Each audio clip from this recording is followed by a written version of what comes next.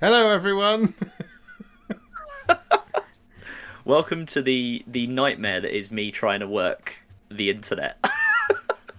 We're live. We're Oh, live. We're live in two different places. this is hilarious. It's good fun.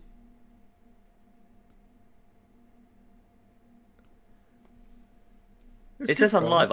I can't, which is quite funny because I can't see it. Like I can't see what I'm doing. So I'm just gonna carry on like this and just hope it works.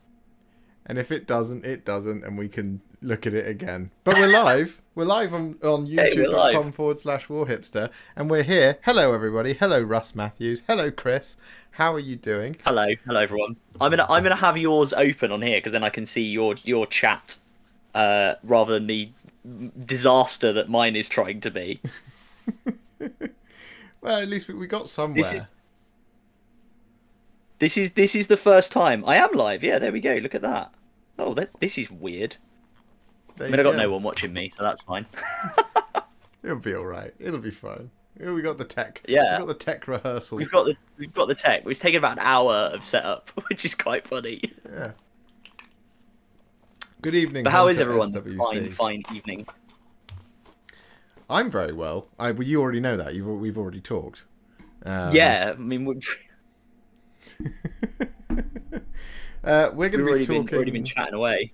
Yeah, we're going to be talking about Chapter Approved 2022, aren't we? We are going to be talking about Chapter Approved 2022. We're going to be one of the very few positive takes on the content. Well, no, lots of people are very ish. positive. Are very positive about the content of it. Not many people are positive about the actual existence of it. And all of that Yeah, aside, I think you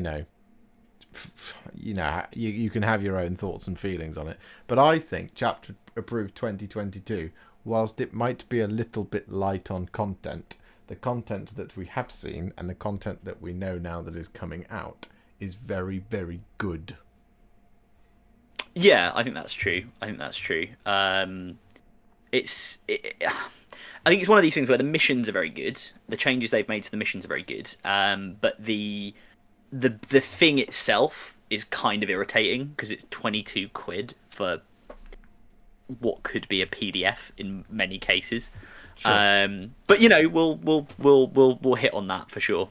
Yeah, and I think that is entirely it's kind of a matter of perspective on that. Like it's necessary for going to tournaments. Tournament tickets aren't free. You have to spend money to go to tournaments, and it's just another part of the cost. And it is what it is. But I think the actual meat and potatoes of what is in the book for tournaments, the impact that it could have on them potentially is quite big, Yes, yeah, yeah. which is very cool.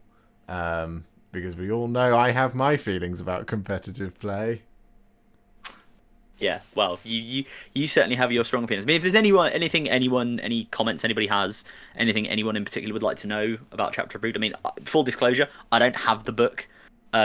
Josh is certainly big enough to get sent it, but GW, sort it out because, sort it out.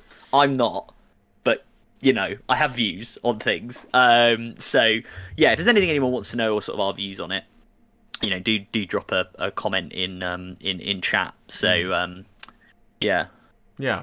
I like Russ's two heads talking, so it's working. Thanks, Russ. You're giving me faith in my ability to work OBS. I've never, just to say before we get going on this, I've never done this before. I've never done anything like this, and Josh has basically just helped me for the last 40 minutes try and configure how the hell OBS works on a Mac, how to link it to YouTube.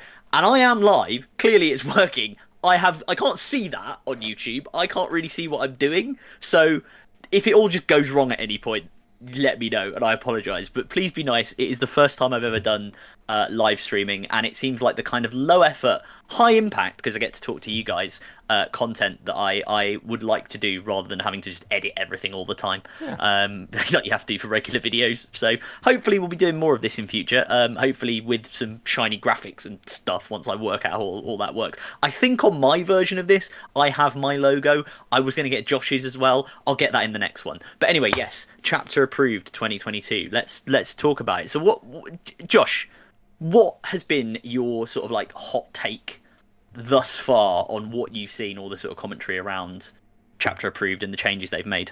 So I think the biggest change is the fact that you can now bring a battle sanctum. Oh yes. To games that are not player placed terrain. Yeah. Which is really important. No, I'm joking. I mean, that is a big change. I think that does for like some armies, particularly for the Sororitas, being able to bring the battle sanctum is a big deal. And it's definitely. Particularly if you play it sort of American style where windows don't exist. The battle sanctum's a really good bit of I'll bring this and put my entire army behind it. The battle sanctum's a solid piece of kit. And as a Sisters player, I'm excited about the opportunity to potentially actually use the damn thing. So for people who don't know, just while we're talking about this, what the sort of the change they've made is. So previously there was this FAQ that came out to the sort of core rulebook terrain placement rules that said if you had a piece of player placed like terrain in your army, so battle sanctums, what's that thing that Quipster always uses, Hammerfall bunker. The Hammerfall bunker, yeah, that kind of stuff, you could place it on the battlefield, but it had to be sort of more than 3 inches away from other terrain, and I think it couldn't be within 3 inches of an objective, for example, right? Yes. For some terrain, that's fine because it has a very small footprint. So the feculent gnarlmaw for, I think now demons are the only ones that can use that because the Death Guard now have their sort of like plague bong thing that they have. I can't remember how you say it. It's got that. Was it the? It's got that obscene name that's really hard to pronounce. Yeah, I can't even remember what the hell it's called, but like that or the Hammerfall, they have a relatively small profile. I mean, they're still pretty chunky models. The Battle Sanctum, right? For anyone who's not seen a Battle Sanctum, go get a G-Dubs, Google it, have a look at it. You've got one, Josh. There, it's bloody massive, right? It's about a kind of a sort of, I think, like a 9-inch arc at least, because it's kind of a U shape, right? I'll get mine down. You can see how big it is. Yeah, let's do it live. Let's have a look at it. So you physically could not place this thing on a board without player placed terrain, i.e. where you could move the terrain around. Yeah, look at the size of the bloody thing. Because it would be destroyed, because it would be too close to terrain or other objectives, and therefore could not be placed, and therefore was destroyed. And that's, it's only 90 odd points, it's pretty cheap, but it's a piece of your army that's just gone. So what they've now said is you can place terrain, or if you have player placed terrain, i.e. in your army. And sorry, I should stop saying player placed terrain. We should distinguish between tournaments where you literally set the terrain up with your opponent before you go versus tournaments where the terrain is set up already. But what they're now saying is for tournaments where the terrain is set up already, if you have something like this in your army, a fortification, you can move a piece of terrain that is in your deployment zone a little bit in order to be able to pop this thing down. Yes. If you move it, and I think they've said they have put a limit on the sort of bit the length you can move it, because it still has to be able to sort of fit on the table. In fact, sorry, I don't think you move it. I think you can take a piece of terrain off. Yeah, you can. But if you can't do that, if you can take a piece of terrain off, place it, and it still can't fit, it is still destroyed. However, it does mean that there is options available to especially Sisters players. This is a Battle Sanctum right here. Yeah, as you can see, it's as big as my head. Now I have an enormous head anyway. So what I'm going to demonstrate is this. This is a Battle Sanctum. This is how big it is. Yep. This is a standard Stormcast Vindictor. If I put it there like that, you can see just how much of a huge bit of kit this is. So it's very difficult to fit it on any table. I'll read the exact change out because I've got it here in front of me. Oh, perfect. Yeah, Deploy armies. Unless otherwise stated, when setting up a model from a unit with the fortifications battlefield role on the battlefield, it cannot be set up within 3 inches of any other terrain feature that is not part of its own datasheet, excluding hills. If it is not possible to set up a fortification as a result, a player can, in a Warzone Nachmund Grand Tournament mission, remove 1 obstacles or area terrain feature that is within their deployment zone from the battlefield in order to make room for their fortification. If by doing so it is still not possible to set up their fortification, replace the terrain feature removed. This fortification cannot be deployed and counts as having been destroyed. Yeah. So there you go. So that's the change. So it's really quite nice. I can't see people. I mean, I think Battle Sanctums for Sisters may make a comeback because it's actually a very good piece of kit. It gives you some nice bonuses. Generates miracle dice. I think if you have a character, or there's an action that a unit can do inside it that just generates miracle dice for you, which if you're a Sisters player are always welcome. So you might see them returning. I don't think people are going to bring Fortresses of Redemption. For anyone who doesn't know what a Fortress of Redemption is, it's that like absolutely massive terrain piece you see at some friendly local gaming stores and some GWs. Have you got one? I haven't got one, no. I thought you were like reaching under the desk and you were just going to do a Blue Peter. Like, here's a Fortress of Redemption I painted earlier. But it's got that like big tower in the middle of it with the kind of Dark Angel stuff on it. And it's huge. It's even bigger than the Battle Sanctums. So we probably won't see those. But do you know what? If you're going to go to LVO or you're going to go to I don't know, any GT and bring that, all power to you. Please do that. I'd love 100%. To see that and let us know. Completely agree. I think it's a positive change because, you know, I would love to see people bringing their own Battle Sanctums. It's cool. The other big change, well, not the other, there's quite a few. The next big change is the new rules around sub-factions. Now, this is big money for a lot of 40k armies and a lot of kind of competitive builds out there. You can now only take 1 sub-faction. Your entire army must be 1 sub-faction. Unless you're going to soup with other factions, but that's not sub-faction soup. So, the example I will give, continuing with the Sisters, and this must really upset Adam, but you can no longer take a detachment of melee Sisters in a Bloody Rose detachment and a detachment of shooty Sisters in an Argent Shroud detachment. You cannot do that anymore. It has to all be one or the other. And this is a fantastic change because it sort of sucks for armies like the Sisters. It sort of, but not really. If you're going to go with a melee focused build, you're using Bloody Rose anyway.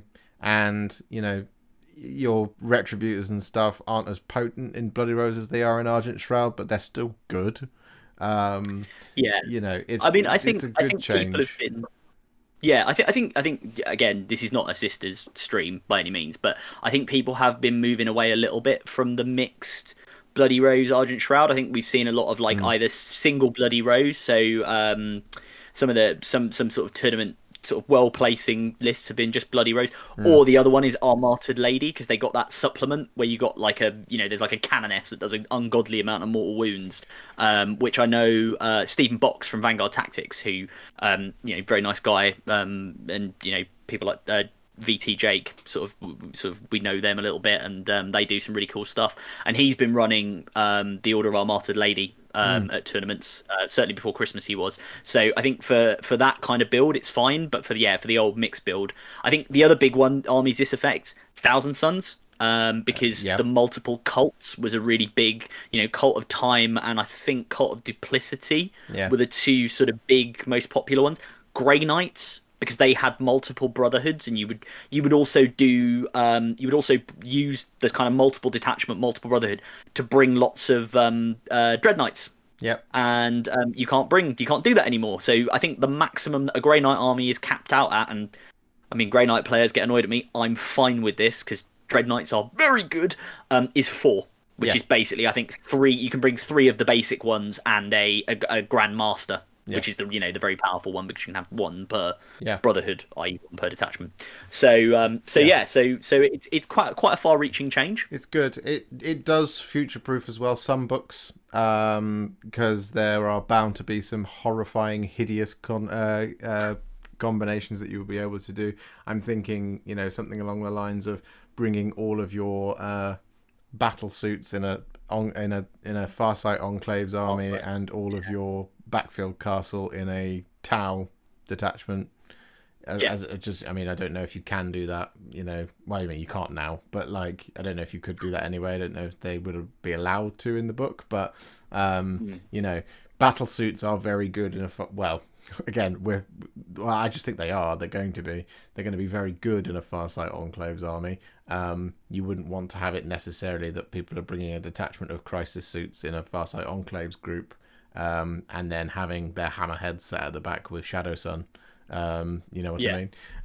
Not that that will really be possible because of core keywords and stuff like that. Other things as well, Eldari as well. There are specific exceptions, I think, but it would be things like putting all of your vibro cannons and D cannons and stuff into a Latok detachment, and then having all of your psychers in an Ulthway detachment. You can't do that anymore, which is a good strong change to the game. Just a quick catch up on the chat here.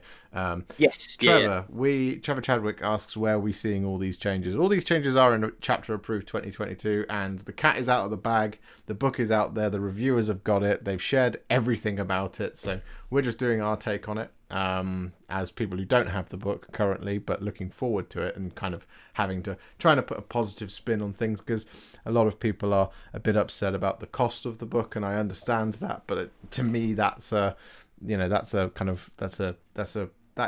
can be a criticism, but it's not a criticism of the content. So the content I think is very strong. Russ says if we're getting meat and potatoes, he will buy it.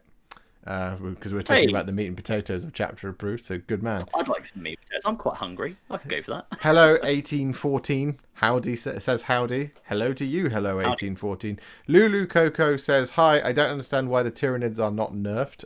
We can get to that in a bit, about points and stuff. And Russell Edgar, hello to you, sir. Hey man. So what's that? So we've got the terrain changes. We've done the you can now only take one sub-faction rule. What else is big in Chapter Approved? I think we should just say, in terms of the exceptions you mentioned, just for people who haven't seen this. So the allegiance keyword for demons is fine. You can still have mixed demon armies of Tzeentch, Khorne, etc. Yes. And also which is good for Josh. He's very happy about that. And likewise, Mark of Chaos is not considered to be relevant for this. The other thing they've done, which is quite nice because it just stops any argument straight away, is if you have named characters, who have a preset faction keyword, those are still allowed. It doesn't matter that they maybe have a different one. If the rules of the army say they can be included in a Adeptus Sororitas detachment or a Grey Knights detachment, they can still be included. So you're not going to have problems. If anyone sort of argues that you can't fit them in because it's a different keyword, no, they've already said that is fine. The other exception, of course, is not that they need any help, is the Drukhari, because the Drukhari have always been a weird army in that they're kind of three factions in one, and the way that the Drukhari builds work, the Cabals, Covens and Witch Cult faction keywords are still going to let you take a Cabal, a Coven, a Witch Cult. You can't take two Cabals, you can't take two Witch Cults, so that has been put to bed, but I don't think people were doing that anyway. I must admit, I have my own views on that. I sort of think, although the Drukhari stuff is cool, and I get it from a fluff perspective, they have the real space raid. They have a detachment that allows them to do that. Should they have just said, Drukhari, sorry, your 3 patrol thing is out the window because we've introduced the real space raid? Maybe, I don't know. I would agree. I'm kind of ambivalent. I'm on the fence on that. And, again, I do see why Drukhari, should have that from a fluff perspective. But they are obviously still absolutely kicking everybody's ass all over the table. I mean, my perspective of it is that if there's a mechanic for it, then that should be the one that should be the only way of doing it. Like there is a mechanic, as you say, there is the real space raid. Now that should probably be the only way to do all three. Yeah. Controversy. Well, I think either get rid of the mechanic and let them keep doing triple patrol, or make the mechanic the only way. Because otherwise, the real space raid isn't something that you see very often. It's just I take this cult, this coven, and this cabal, and because the only real bonus the real space raid gives you is your Archon Warlord is the one that his like reroll aura will affect Witch and Coven units. I think that's the main bonus you get off that. So yeah, there are other problems. To be fair, before they mess around with the patrol system, they need to do stuff like I don't see why a witch cult can get into a cabal of the Blackheart Raider, for example. I just don't, because no other faction, no one can do that. Which again, I think is a weird one. But hey ho, that's by the by. We will talk about Blood Angels in a minute, Flo Bran. Yes, we will. Yeah. Chris says the mono sub faction thing is great, in my honest opinion. I think it's the best. I think it's a fantastic change, honestly. What I think is interesting is if we kind of look back retrospectively, if we look at stuff like even the cult, sorry, I'm sounding like I'm just being horrible to Drakari here, but the Cult of Strife stuff, the Leviathan stuff for Tyranids, the Order of our Martyred Lady, it now kind of makes more sense to me.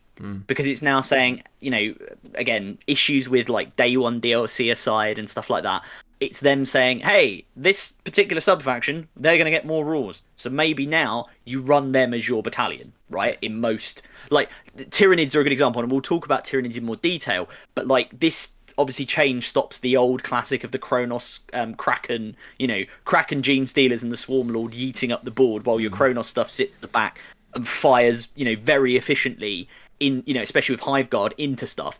Most of that had pretty much gone anyway, because the Leviathan rules are so good for Tyranids that people have mostly switched over to Leviathan. Yeah. And you can still also get the benefits of Kraken and stuff. So, it's not the end of the universe, I think. Yeah, no, 100%. So, yeah, that's the main changes to... I think those are the main kind of changes that I think will affect not casual gaming, but like going to your local club to meet up. Hello, Gwatkin Gaming. Hello, buddy. Hope you're well.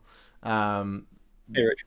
So the next thing is the changes to the mission secondaries and the missions themselves.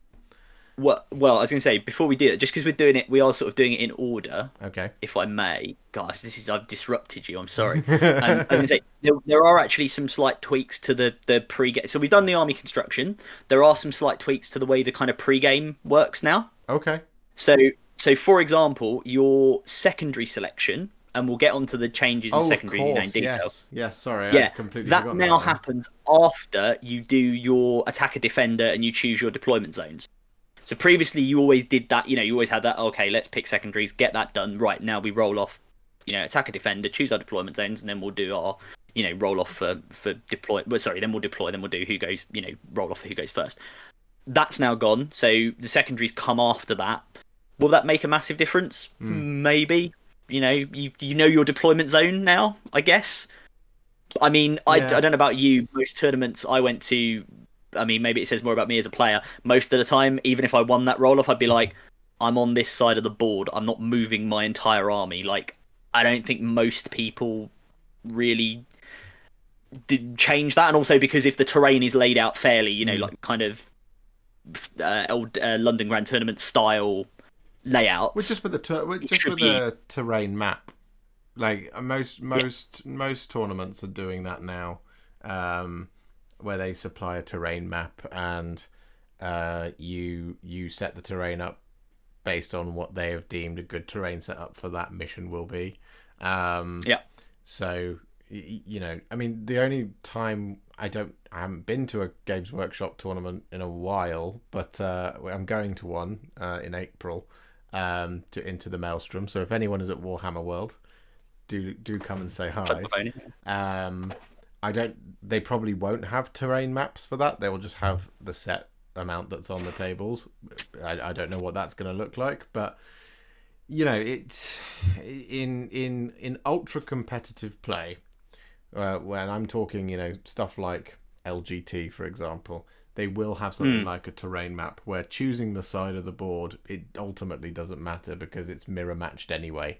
So who knows whether or not it's going to be useful for, if you're playing a game like you said, where you've got probably in a regular terrain setup, or you don't have very much terrain, or you're doing a sort of weird hybridization of matched play and narrative play, where you've built a fort on one side and you've built an open ground planet bowling ball on the other side, then choosing the side is pretty important. But typically as well with all of the missions, there's no swing on either side of the board. Based on, there's a lot of terrain on that side, but a lot of objectives on the other. So who knows? I don't know if that's a big deal. But the other big change about selecting your secondaries is, of course, that you can only take one that isn't in the generic amount. So you can only take one faction specific one. So you can't take was it Seal of Oath of Seal and Oath of Moment. You can't do that anymore. You can't take the two Drukhari ones that everyone always took because they're really good at killing stuff. You can't do that anymore. You can only take one, and then you have to take two from the main list. That's a pretty big change for some armies. For other armies like Chaos Demons, for example, doesn't mean anything. But for some armies where you have really good secondaries, it does give you a bit of a change. You do have to now change your thinking slightly about which one you're going to take, rather than taking the two obvious ones from your book. And I think it does reduce the scoring power of some armies, which is very, very positive. And as we have seen as well, which we'll get to in just a second, unless there's something else I've forgotten, the missions have all changed. So there's now no longer like a 100% you should take that secondary on that mission every single time as well, which is a big deal as well. So it's a lot of the changes in terms of secondaries and missions are basically forcing you to play the game, which sounds silly, but there are ways of playing currently. Before this, in 2021, there are ways of playing the game without playing the game. Yeah. So it's stuff like, well, I don't need to engage in the actual battle. I just need to sit on this objective over here, and I'll win if I stay for 3 turns.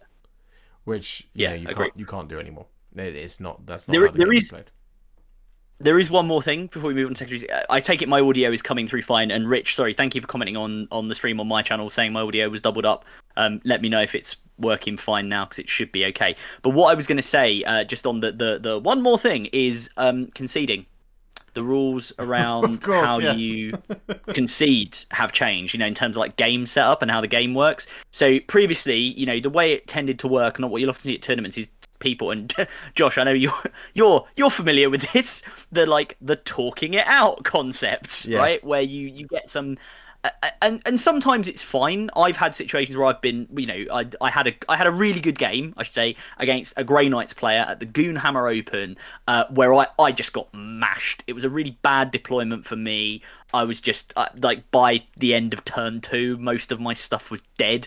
He had 5 Dread Knights. I couldn't really touch them. It was the I can't remember which mission it was. It was the one where you're sort of in 2 corners, and I didn't really have anything I could hide behind. He went first, teleported all his Dread Knights up and just nailed everything I had on the board. And I was like, oh. Yeah. So I conceded off that, and we talked it out and worked out what I would get. Because I would get some points on Abhor the Witch, because I was killing stuff. And I was fine with that. That has now gone out the window. That's a positive talking it out scenario. There are negative talking it out scenarios where you'll get someone go, I think you'll find that mathematically it's impossible for you to win. And sometimes that can be true, other times not so much, and people will try and use it as an excuse to talk out a game. So bad times. GW have now formally clarified that this is plums. You don't do this. It doesn't work. If you concede and you want to end the game early, and the other player says, no, I still want to play this out, then if you remove your models from the battlefield, you get 0. You don't get to keep the points you've got. You get nothing, right? And the other then calculates their score based on what they've done so far. So they don't just go, oh, I get 100 because in turn 5 I would stick my things on this objective and I would get 50. No, doesn't happen. They just get what they get. So there's a disincentive on both sides for that to happen. You kind of want the game to go on. And basically there's a kind of cap at 60 points, whereby if the score is less than 60, they basically say, well, it's 60 plus 10 for the battle ready. So 70 points is the maximum you will ever score in an early game ending scenario. Yes. So basically, don't end your games early. Play them out. Like, even if it's just going badly, just play them out. Yeah. Which is, you know, something I think we should all do. Now, this one is quite controversial. But the controversy I have seen has been from people who think it somehow hurts them. Really? Yeah. So I think this is a really positive change, because the other side of it is as well is that if the game doesn't finish, you score what you've got at that time. There's no talking it out either. So if you're like halfway through turn 4 but you've run out of time, you score where you're at right now. You don't go, well, you know, you're ahead by 20, so let's just talk out how this turn would finish. No, it literally right there is where you score it. So it could be that you play to turn 3 and you're in the lead because but your army is decimated. If you were to talk that one out, by the end of turn 5, you will have lost the game. But actually with the new change, it's that literally time is up. You both agree that you can't finish the game. You score it right then and there. So actually there are instances where people will win games because they haven't finished the game. Now, the thing that I've seen critical of that is it encourages slow play. I don't think that's true. I think that's silly, because why that doesn't slow playing the game, all that will do is create an area where you might win the game but with a lot less points. So it's not going to affect your final tournament standing. You're not going to get a podium going 50-50, 47, 56, 32, that type of thing. That's not possible. It's not based on win rate, it's based on the amount of points, right? But that I've seen that as a criticism. The other criticism I've seen of the no conceding rule, basically, is what this is that if you are feeling spiteful, you just concede to basically ruin your opponent's chance of a podium. Now, the problem with this idea that it's spiteful to do that is that you're kind of putting the blame on the person who just got absolutely steamrollered by somebody. Do you see what I mean? Yeah, no, I agree. So, like, I had a game against the AdMech list against Malik. Bit strong. And he it was a bit strong. It's a bit strong. He steamrollered me. He absolutely steamrollered me. We played till the end of my turn 2, and I went second. But I had like 10 demonettes left, and I had killed nothing. I'd killed one plane out of the 4 or 5 that he was running, right? So there was no chance that I could win that game. Now, in that scenario, I pretty much did concede. I was just like, should we just talk this one out? And he was like, yeah. I was like, so you're going to get what, 99, 98 points and I'll get like 46? And he was like, yeah, pretty much. So that was one of those kind of things where it was kind of amicable. But I knew going into that game that I was going to get steamrolled. I knew that. Yeah. Because I'm playing a combat army against the premier shooting army at the time that hadn't had the points rebalancing just yet. So, or the flyer cap. Yeah. So I knew that was what was going to happen. So in that scenario, but like, if I'd chosen to, if we'd gone by these new rules and I'd conceded, it's not my fault that he could only score 60 points. Yeah. So the controversy, I see this thing of, people saying, "Oh, it's for people will be spiteful with it." If they're being, you could probably argue that it's a yellow card behavior if someone does do that out of spite. Yeah. Call a TO. Call a TO. If someone if that's a problem, and I think you're right. I think people who are saying, "Oh, someone can spitefully concede." I mean, the thing is, the disincentive there for the spiteful concession, as we're now calling it, which sounds like a Drakari relic. The disincentive there is you get 0, you get nothing, right? So if you are trying, even if you're having a bad tournament, even if you're losing every game, you want to get some points on the board, right? You don't want to get nothing. So the idea that you're going to concede and be like, "Oh, I'll take a 0 to screw you." No, and if someone does that, it's going to be fairly obvious. Yes. And I think at that point, you just call a TO over and you just say, "Look, come on, can we just play this, right?"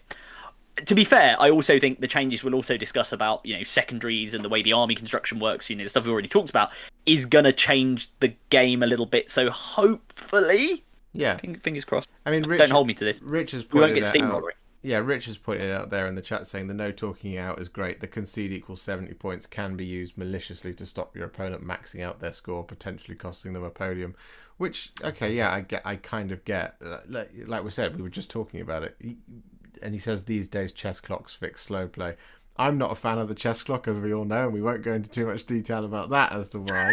But I get why it's important, and it all comes down to context, right? Like, if it's day 2 and you've already lost the game, you shouldn't be using a chess clock. But no. Anyway, it doesn't matter. I see both of these changes as really good, and I don't see any tournament using them.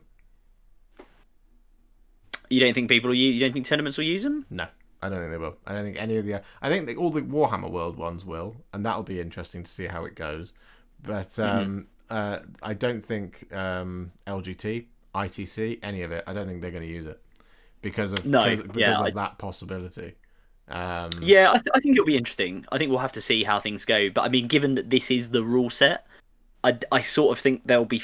I do wonder if it's a little bit like when we went to the smaller board size, and not that I'm putting you in the same bucket, but there are a lot of people who made a lot of very confident predictions that nobody would use the small board because it was only what was the thing? It was only like a guideline. It wasn't the official rule. Lo and behold, everybody used it straight away. Everyone just switched over to it. So we'll have to see. I think we'll have to see. But I think the international team tournament, the Manchester GT, they're all coming up. We had the Nottingham GT. In fact, it's still happening now, or it will have just about finished now. I know there's been some controversy about the Nottingham GT because of the table layout. I don't know if you've seen this. They put the tables side by side a long ways, so your secondary objectives were retrieve Nachman data and crippling lower back pain. So yeah, that's fun. But we won't talk about that. We'll see what happens. But yeah, should we move on to the missions? Should we talk about the missions? Well, Rich there says LGT already uses no talking out. Ah, there we go. Which is Richie's our expert on tournament setup, so and LGT, But yeah, I can't see the concession rule making it into the ITC games. I can see it at. Well, I mean, obviously, it definitely will be used at all of Games Workshop's events. So it'll be interesting to see if there's any controversy around that. I think playing the game out is absolutely what you should try to do every time. Yeah, agreed. Sometimes a concession might be necessary, but you could come to the easiest way to do it is to get around a gentleman's concession where you just go, shall we just end it there? Because there's no point. But then you're basically talking it out anyway, and talking it out is what they're trying to get rid of, which I do agree with. Getting rid of talking it out is a good idea, because if you want to talk out games of Warhammer, you might as well do everything based on maths. And if you're going to do everything based on maths, you might as well not play games of Warhammer, because just use a spreadsheet program. Why play Warhammer? Why paint models? Why bother? Yeah, well, it's like when someone says mathematically this will kill that, and you say, okay, but what if I roll 6 6s? And they go, you won't, but I might. Yeah. There is it's a dice game. The laws of probability are not on my side, but it is possible, and I have done it. if you, if you go to tabletoptactics.tv and on demand watch the game I played against Beard, there were a number of times where it was a case of mathematically I shouldn't roll 3 5s and 6s, and yet I did. And you did. Yeah, You did very much so. But if we talked those out, pretty much it would be like, so we might as well just mathematically decide that the Keeper of Secrets dies, and it's like, well, no, because he might not. He probably will, but he might not, and that's the difference. It's probable and might not. Probability is a fickle thing. Hi, only recently discovered this channel thanks to Tabletop Tactics, says Random Academy Pilot. It's great. Thanks for your work. Thank you so much, Random Academy Pilot. That's very, very cool of you. Thank you for discovering me. I hope you enjoyed the games. I really enjoyed the games, and I need to email them back about going a third time, perhaps to face the spider in glorious angelic combat against his flesh terrors. Yeah, when Spider gets his voice back, I think you should go down there and bring I don't know. Would you bring the demons or would you bring the blood angels against these flesh terrors and have a brother on brother fight? I would take the demons. I would take a huge Khorne demon army and try and finally claim Seth's soul for the blood god. I like it. I like it a lot. I'm that guy. And I was going to say, people in chat obviously do, whether you're watching on Josh's channel or my channel, do drop in chat what you think of the changes so far, any questions you've got, any opinions, any thoughts you have, very welcome. And obviously we'll talk about them. But yeah, shall we talk about the missions? Because as you say, the missions have changed. Yeah, I think it's worth just quickly, so we've touched on the secondaries very briefly in terms of how you select them. Like we said, you can only select one now from your book. So from when it comes out, Codex Chaos Demons, I can only choose one of those secondaries, even though I'm convinced all 5 of them or whatever will be in there will be utterly broken, because the Chaos Demons Codex deserves to be the most strongest, powerful book in the game.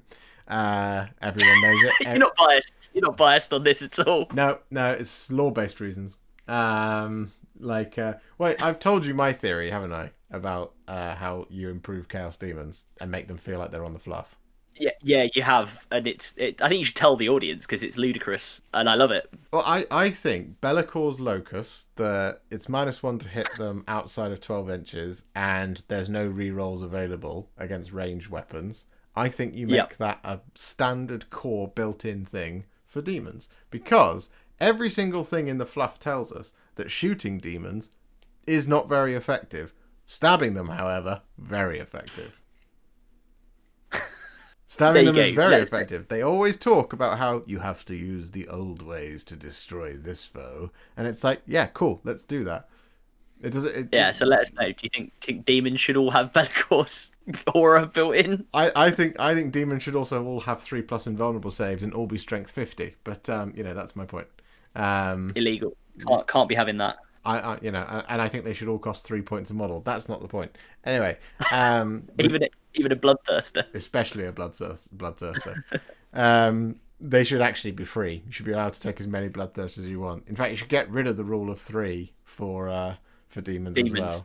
And give them all Titanic keyword, and give them all 100 Brave. give them all 100 wounds. I think that would be a very balanced book. I think those are what we would call in Britain brave suggestions. Bold, even.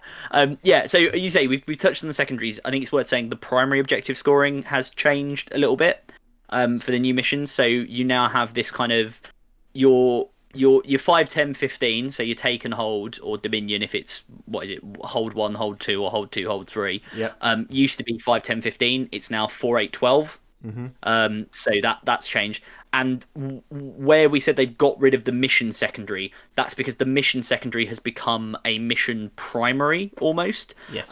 So there's like an additional 3 points a turn if you do the mission primary as well as the take and hold Dominion thing. So that will get you the 15 points up to a maximum of 45 if you achieve it every single turn, which you might not. Yeah. So I've got. In fact, Reza is here, and he says strength 50 is a bit much. I think strength 49 is reasonable. I would agree with you. 49 is reasonable, yeah. Strength 49 demons. What could go wrong? Mr. Gwatkin says, interesting to know that's what the fluff says. It does, constantly, throughout the Horus Heresy. It says, you must kill them. I don't know, I've seen a lot of demons getting shot into warp ephemera. So No, I know, but like stuff like the greater demons and stuff, you can't shoot them. They always kill them in close combat because shooting them just flat does not work. The phrase it's basically, you will find this in most books where they fight demons, right? He unloaded his entire bolter magazine into the thing's face. He took a step back, panting, knowing that his death would eventually come. Blah blah blah blah blah blah blah. He looked on in horror as its wounds began to re-stitch. Every single book you will see its wounds began to re-stitch, or the grievous blow that he had dealt it with the missile launcher began to reincorporate around the wound. It's like, okay, every single time without fail. Anyway, demons should be the strongest army in the 40k universe. Anyway, well, talking of demons, just quickly, I've had a comment from my much better half in my stream chat, which says I better not have painted the pointy girl, i.e. this keeper of secrets up here behind me. I have not painted her, and if you want to learn how to paint her, you can go to, a lot of you are already on it, youtube.com/warhipster, and there is a beautiful tutorial that my other half will be following to paint it. Exactly. But yeah, and Chris says, in relation to the demons thing, it works, it's just not as cool. Exactly, and we all want our games of Warhammer to be cool. But anyway, Maverick is here. Hello, Maverick. Good evening. Hey, Maverick. So Rez has asked the all-important question. So like a whole another element to the missions then? Yes. So I've got the Scouring in front of me, which is a beloved mission from the current mission pack that has changed. Taken Hold is still there. Control 1, Control 2 or more, Control more objectives. But as you say, you get a maximum of 12 victory points for it. Yeah. But at the end of the battle, this is an end game objective. At the end of the battle, each player scores 3 victory points for each objective marker on the battlefield that has been scattered by their army. It's not scattered, scanned by their army, because there is now a mission-specific action, which is Auspex Scan. One unit from your army can start to perform this action at the end of your movement phase if it is within range of an objective marker that has been scanned by a unit from your army. A unit cannot start this action whilst there are any enemy units, excluding aircraft, in range of the same objective. The action is completed at the start of your next command phase or at the end of the battle, whichever happens first, provided the unit attempting it is still in range of the same objective marker. If this action is successfully completed, that objective marker is said to have been scanned by your army. Yeah, so it's you say it's like an additional primary action that you have to do. And I think, to be fair, I think this is a good change overall, because what you often saw, anyone who's played the 2020 pack, or the 2021 pack, I guess, knows that, there are some missions where you took the mission secondary. Yes. So the one I always think of is priority target. Like, everybody took priority target, right? Yes. Because it was pretty much a guarantee. You just said, well, the objective that I'm going to hold the whole game is my priority objective, and therefore I get 15 points, and you'll do the same, and that's it, and then we'll just have a scrap over the middle. The other one was Direct Assault. What's it called? Direct Assault. Yeah, I mean, there were a few armies that didn't take Direct Assault. I mean, the Sisters not necessarily brilliant on Direct Assault. They are sometimes, but depending on what they're up against. But yeah, Direct Assault was another classic one of just like get a unit in the middle, get Direct Assault. Get your points. Unit dies, who cares? Just take the objective. So it's good that they're kind of building all of them in now, so you kind of have to do them. And again, also, when you think about the way the game works, right, that means that you're going to have to dedicate your units, more of your units, to doing these actions and doing things to get these objectives, rather than having, like, let's say, a couple doing rod or raising banners, etc., and then have everything else just running up and killing stuff. So actually it creates a kind of more strategic game, which is quite good, I think. Yeah. The Mavericks just pointed out there is a new mission that stops pre-game moves. Yes. Yeah, that is true. Cool. Yeah. It's anything outside your deployment zone, isn't it? It's crazy. Yeah, so no scout moves or anything like that. Maverick, he does point out that it does kill Forlorn Fury. I would argue, though, that means you then just got to switch to putting them into reserve, which is a bit of a shame. but that's because there's a lot more problems with Death Company and Blood Angels than just Forlorn Fury going away in that particular mission. I think though that because most tournaments choose, they pick and choose which missions they're going to use.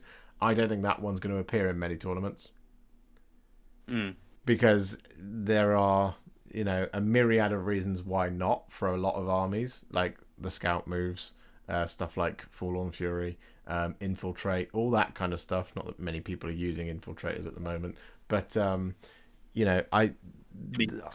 don't think you're going to see that mission very often. I think it's a really cool mission. I think it's great to throw it in there as a tactical change up to a lot of people, but I don't think there's going to be many tournaments that use it.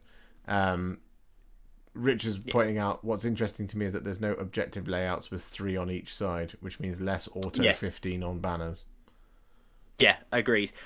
There are also some like really good, and I mean I don't think we're going to go over all of the missions right now, but I think there are some really good, some proper like crackers secondaries. So my favourite one of the ones I've read about by a mile is one called Take Down Their Icons, and your Take Down Their Icons thing is that in each turn one of your units just does an action and it plants a bomb in the opponent's half of like the opponent's half of the board that creates an objective marker, and then if it's your side, your unit can defuse one of those bombs. So there's this like constant back and forth like between like Wile E. Coyote and and the Roadrunner, where he's just like planting bombs everywhere and you're trying to stop him. I just think that's quite funny. And if they don't defuse it, you get 4 points at the end of the battle because it just explodes. Yeah. Which is quite cool. It's quite thematic. I mean, there is mechanics for actually taking away points from your opponent. Yes. Yeah. The ones where you can minus a point from your opponent. Like we said, it is just a change where most of those secondaries that were optional have now become primary objectives that score either during the game or at the end of the game. So it does just encourage you to actually play the game.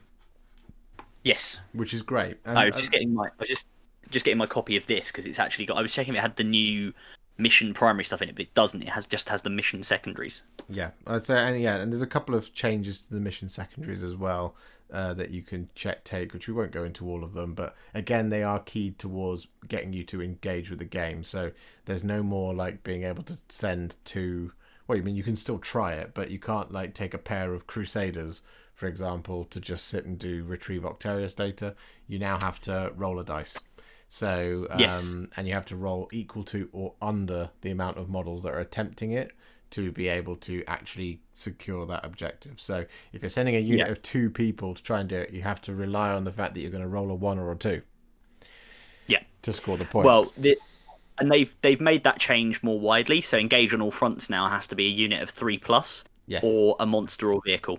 So you can't just do that thing where you like nudge a character over the line and you're like, I'm engaging on all fronts now. Yeah. No, doesn't work like that. Yeah. Biltong Boob is here. Hello, you sexy beasts. This is a nice little Sunday treat. It is a nice little Sunday treat. All just for you, where we're discussing Chapter Approved 2022. My first live stream ever as well. Again, to emphasise that. I've never done this before. Yeah, I think the mission changes are very, very cool.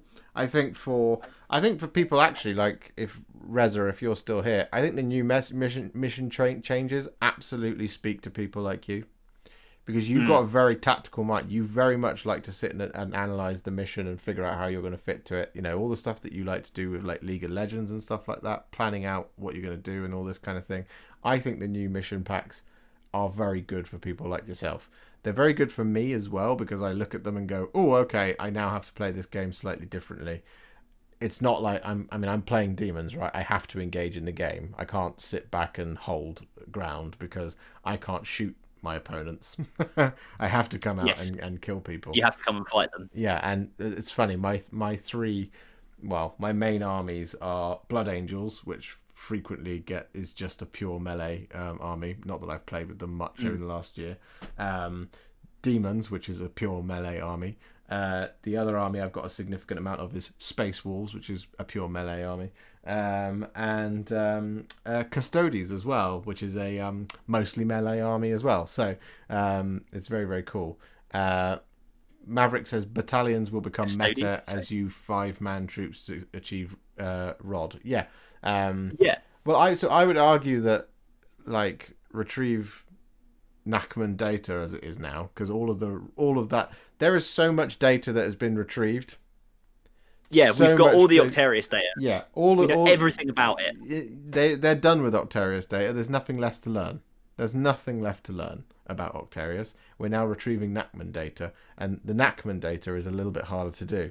And because it's a little bit harder to do, I think we're going to come out at the end of this with not as much retrieved Nachman data being taken, personally. Yeah. Because, you know, the idea of, you know, just being able to just do it pretty easily, it's gone. It's much harder to do. Yeah. Well, can we just have an F in the chat? I'll go and get him. I'll get him down. Because the hero, the legend, the lictor. Pour one out for the lictor. The most useful, objective grabbing, little gribbly that the Tyranids had. Now it's in the bin, really. I'm not going to put him in the bin because he's a really cool model. Yeah, that would be silly. Rich Watkins says, I'm right there with you with melee armies. Good man. Reza Prime says melee are fun. And Maverick says, yeah, Warhipster for Sanguinius. Exactly. For Sanguinius. I think it's worth saying, actually, while we're talking about melee armies, and particularly while we're talking about Custodes, and to Maverick's point about 5-person unit, you know, model squads. I think one of the interesting things I'm waiting to see, and I don't know whether they'll do it this week or the week after, but there are things, you know, as with all new codexes, there are stuff needs in FAQs, and one of the interesting things people have said about the Custodes, because the Custodes now have this rule, right, where it says that if you have you know, each custodian model counts as 2 models for the purposes of objective holding and also lookout sir, right? So, in other words, if you have a 3-man squad of guardians, which is like the minimum you can take, and one of them dies and you've got a character sat next to them, doesn't matter. They're still protected for lookout sir purposes because they count as 4 models. And likewise, if they get on an objective, they still count as 4 models. Yeah. I think what is going to be interesting is whether that rule is also extended to the things like actions and things like retrieving Nachman data. One would believe that it probably should. It probably should, because the Custodes can't really, unless you're doing everything with sisters, you can't. It gets very pricey to field 5-man squads of custodian guard. What's very interesting, though, and we'll get onto it in a minute, is about the points changes that we've seen. Is that it probably should mean that it counts for actions. However, because the Custodes got a points drop after their book being out for a fortnight, even though the book was supposed to come out a while ago, one would guess that the question around whether or not it should include actions, they've already answered it themselves, and the answer is no. I would always veer towards that. Oh yeah. But we'll see. It might be day 1 FAQ'd, but who knows? I don't know if it will. So yeah, are we now able to move on to points changes? Yeah, I think so. I think we've. If anyone has any specific questions about secondaries, well, actually, sorry, I'll all over the place here. As you can see, very professional for some doing. It is worth saying that in chapter approved, and also again in this issue of White Dwarf, number 472, there are also faction-specific secondaries, which we are now getting. So for those of you who have not had a 9th edition codex with faction-specific secondaries, you have now all got one, right? So there are 6 of them, basically, and they are, I will run through them very quickly. So there's Path of Destruction for Chaos Knights, which is you score a victory point in the battle round if you one or more enemy units were destroyed by a Chaos Knights model from your army while it was wholly within your deployment zone. One or more enemy units was destroyed by a Chaos Knights model from your army while the Chaos Knights model was more than 3 inches away from your deployment zone. Or one or more enemy units were destroyed by Chaos Knights model while that Chaos Knights model was wholly within your opponent's deployment zone. Yep. Synaptic Insight for the Tyranids. It's basically you get points if your if your Synapse creatures kill stuff. As a Tyranids player, rubbish. I'll be honest, it's pretty rubbish for them because, I mean, apart from maybe a very killy Hive Tyrant that goes around, but like, it's bleh. And also the enemy has to have a wounds characteristic of between 3 and 5 to even get a point. So, anyway. Chaos Space Marines, the Long War. End of your turn, you score a victory point for each enemy unit within range of an objective marker that was destroyed by a Heretic Astartes unit. And end of your turn, you score 2 victory points if you control 1 or more objective markers that were controlled by your opponent. So basically, get your Chaos Space Marines, Heretic Astartes onto the objectives, cause trouble. Chaos Demons, Josh. Chaos Demons. I know. Malefic. Go on, read it, because I think it's... Malefic Terror.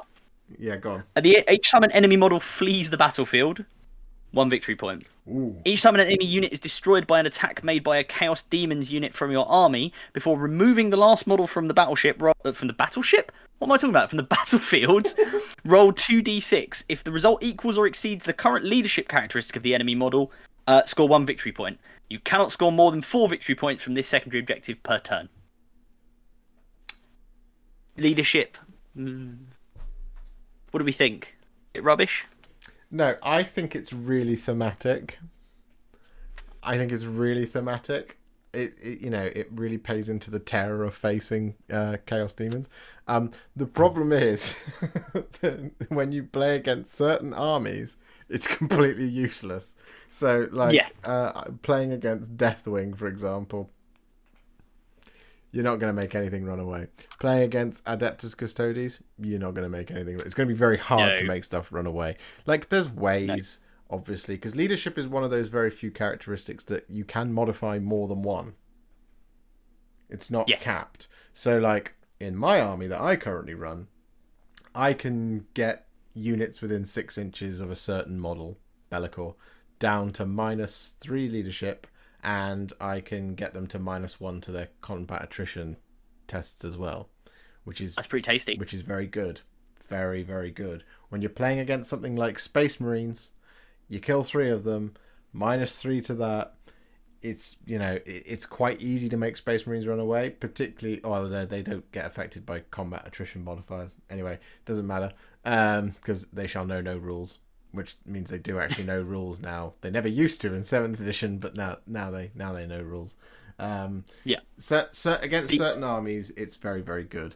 Against certain armies, it's entirely useless. Killing the last model is fun, but again, if you're trying to use that secondary against Necrons, for example, you've got to roll over a 10 to score a point. Over Custodes, you've got to roll over an 11. You got to roll boxcars. You got to roll double 6 to score that point against Custodes. I love the secondary. Don't get me wrong. I think it's really cool. I think you're going to use it against probably other Chaos Space Marines armies, or other Chaos Demons armies, because leadership's terrible in Chaos Demons. I think it is interesting as well because it's worth thinking about what categories they fall into, because it again, not only against some armies is it useless, it's in no mercy, no respite, which is what has grind them down in it. And grind them down because just killing stuff, again, dependent on your opponent, is probably quite a good one for demons, because that's just what you want to do. You want to get in there and kill stuff. I'll do the last 2 very quickly. For anyone who's an Imperial Knights player, yours is actually really quite good, because the last 2 are good. So this is Yield No Ground. This is Imperial Knights. So this is, if you select this objective, at the end of your turn, you score victory points as follows for a maximum of 5. 2 VPs if you control half or more of the total number of objective markers on the battlefield, and 1 or more Imperial Knights models from your army are within range of those objective markers. So, interesting one there to note, because obviously in some missions you can take an objective and move off of it, but you still need to be in range of it to actually get that component of this one. Score 2 victory points if no enemy units, excluding aircraft, are wholly within your deployment zone. So, keep them out of your deployment zone. And 1 victory point so long as no Imperial Knights models from your army ended that turn closer to your battlefield edge than they started the turn, and no Imperial Knights units from your army fell back during that turn. So basically, this is Oath of Moment for Knights. right? It's similar to Oath at the moment. It's very good. It's probably going to be a pretty good 15 VP if if you're a good Knights player. But it is worth saying it's in Battlefield Supremacy, which is I think the same one that what's the one I'm thinking of? Stranglehold. Yeah. So Stranglehold is in Battlefield Supremacy, and that's often a really good one for Knights, right? Because you just want to be able to run onto those objectives and then just shoot loads of crap that comes at you. Yeah. But still pretty good.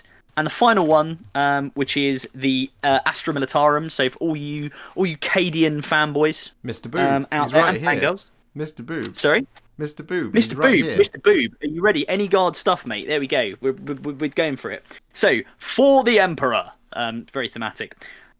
Score 1 victory point at the end of the battle round for each enemy unit that was destroyed during the battle round by an Astra Militarum unit from your army, to a maximum of 3 victory points per battle round. So your objective is kill stuff, which you're probably going to want to be doing as a guard player with lots of guns. Also, it's in the Purge the Enemy category, which I'm pretty sure is one that none of the other sort of more common good secondaries are in. Yeah. So, yeah, take this. It's really good. Here, look, you can have the card. I'll hold the card up. Get yourself the card. You can use this. Just whack that down when you're playing your games, if you're a guard player, because that is really good. Yeah, and you'll probably get a lot of victory points off that. Yeah, 100%. Right. Sorry, that was a tour through the secondaries. Yeah. Oh, no Eldar, no Tau. Guess why? I can't think why. Can't think why. Can't think why. There might be some books on the way. Who knows? Who knows? Haven't heard anything. Oh, in fact, we actually have. The Tau book goes on pre-order next week. Oh, is it now? Okay, have we now had the Sunday preview thingy where they tell us? Yeah, I'm pretty certain. Warhammer community. I was too busy trying to work out how to use OBS, so I didn't see it. But yeah, let's have a look. Oh yes, Enter Warzone Nachmund and muster the might of the Tau Empire. There you go. Darkstrider's on his way, as is the Ethereal. What boss? The plastic Ethereal. You can now get him on his own. Oh man, I've got him. He's sitting in a cupboard up here. What a boss on his little hover drone. The Tau Empire Forge World kits are there. Interesting. So Rez has said, Grey Knight point increases are fair. The point drops I don't think will change anything. That's a shitty Grey Knights player hot take. You're a very good Grey Knights player and you know it. You went Built on Boober said because they are poo, which I assume means the Eldar and the Tower Codexes. Yes. Which might be your opinion. I strongly suspect, based on everything I've seen, they aren't going to be poo, I'm afraid. I think they're going to be very hot poo, and it's going to be flying straight at you if you're playing them. Yeah. Interestingly, I'm just reading this article properly for the first time now. Space Marine Captain in Gravis armor goes on pre-order, as does the new Primaris Space Marines Primaris Ancient, which is very, very cool. And also Order of the Bloody Rose dice set.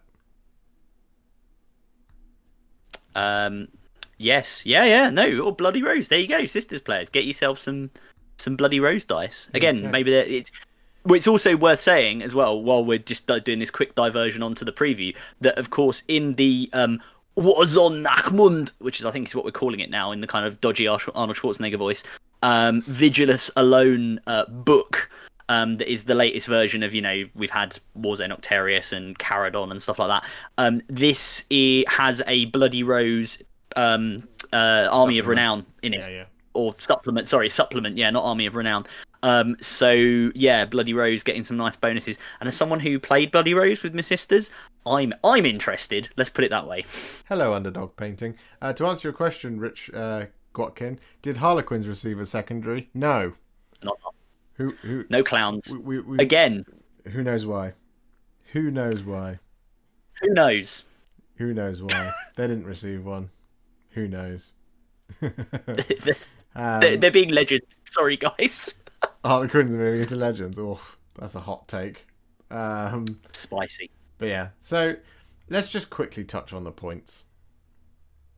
Because yes, that's what people seem to care about the most. There's not many. The vast majority that were done were in the balance FAQ, balance data slate. to the Admech and the Drukhari. The big talking point is the fact that Custodes range got a big points discount. Most things went down and the Blade Champion went up. 260 points, 20-point discount. Why?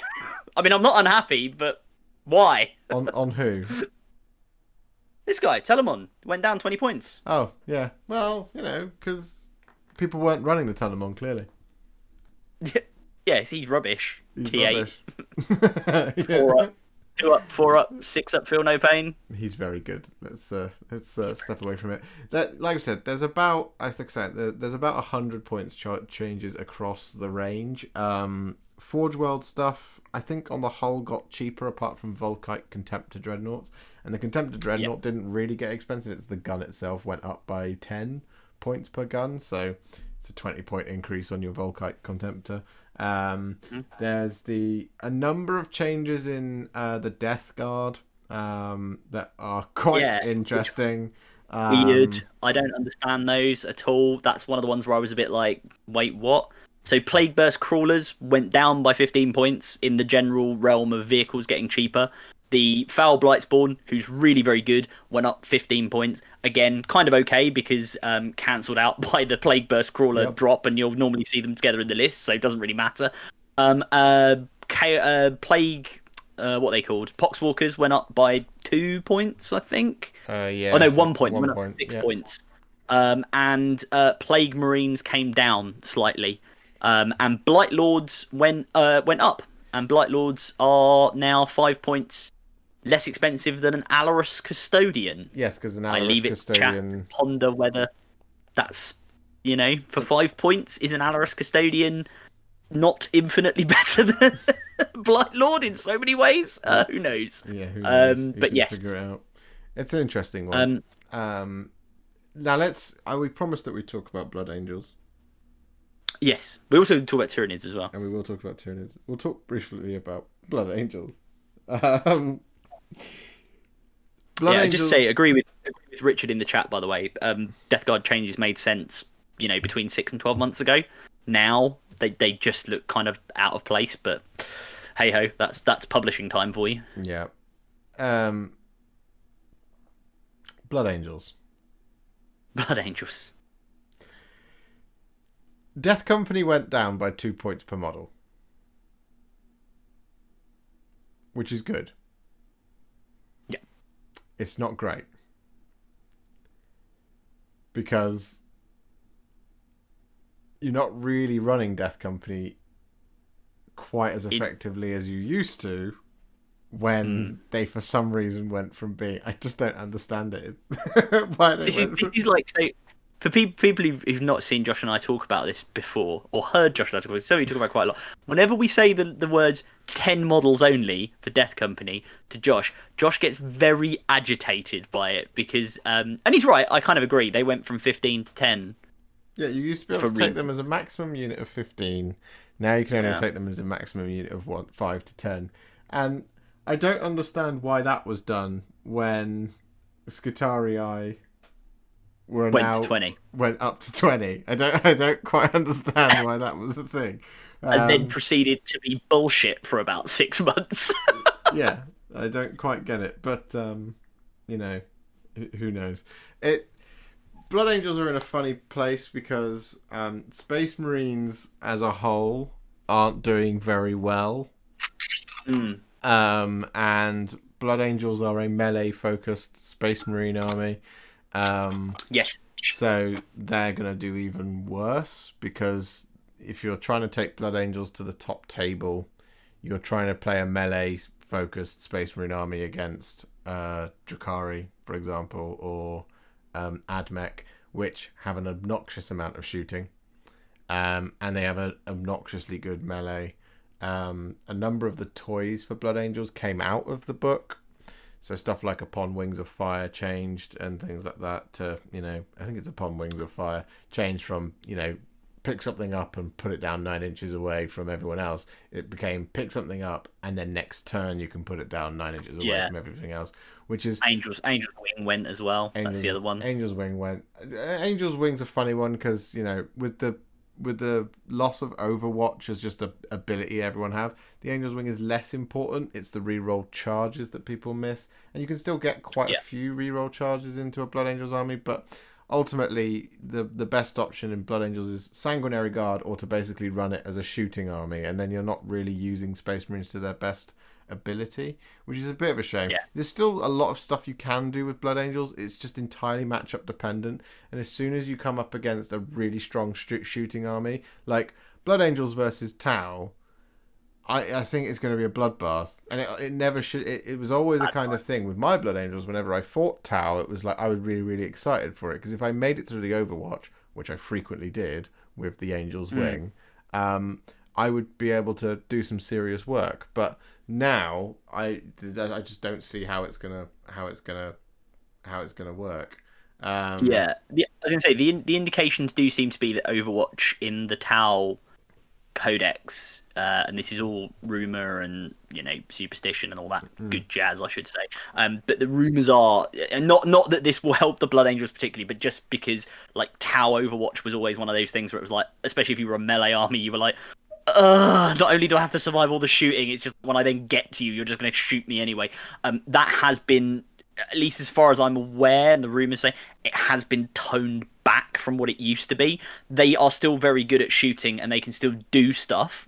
And I think the Warcom preview said like battle suits can shoot in combat, for example. That's been one of the previews they've revealed, which looks very good and kind of solves the problem, right, of battle suits being crap in combat. It's just like, well, they're still not melee focused, but they can just shoot you.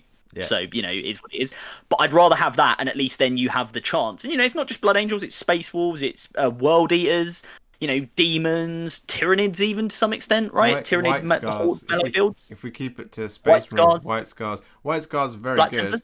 Black Templars are slightly different because they've got a really good set of extra rules Marine on top. Horde. Well, Rich made the point that Marine Horde is a bit of a thing in Black Templars, and I suspect the reason for that is because you can take that vow that gives them all like a 5-up invuln save. So, you know, it makes them a bit more tanky, even if they are just regular Marines. Bang on. Yeah. So the Space Marines are in a funny place.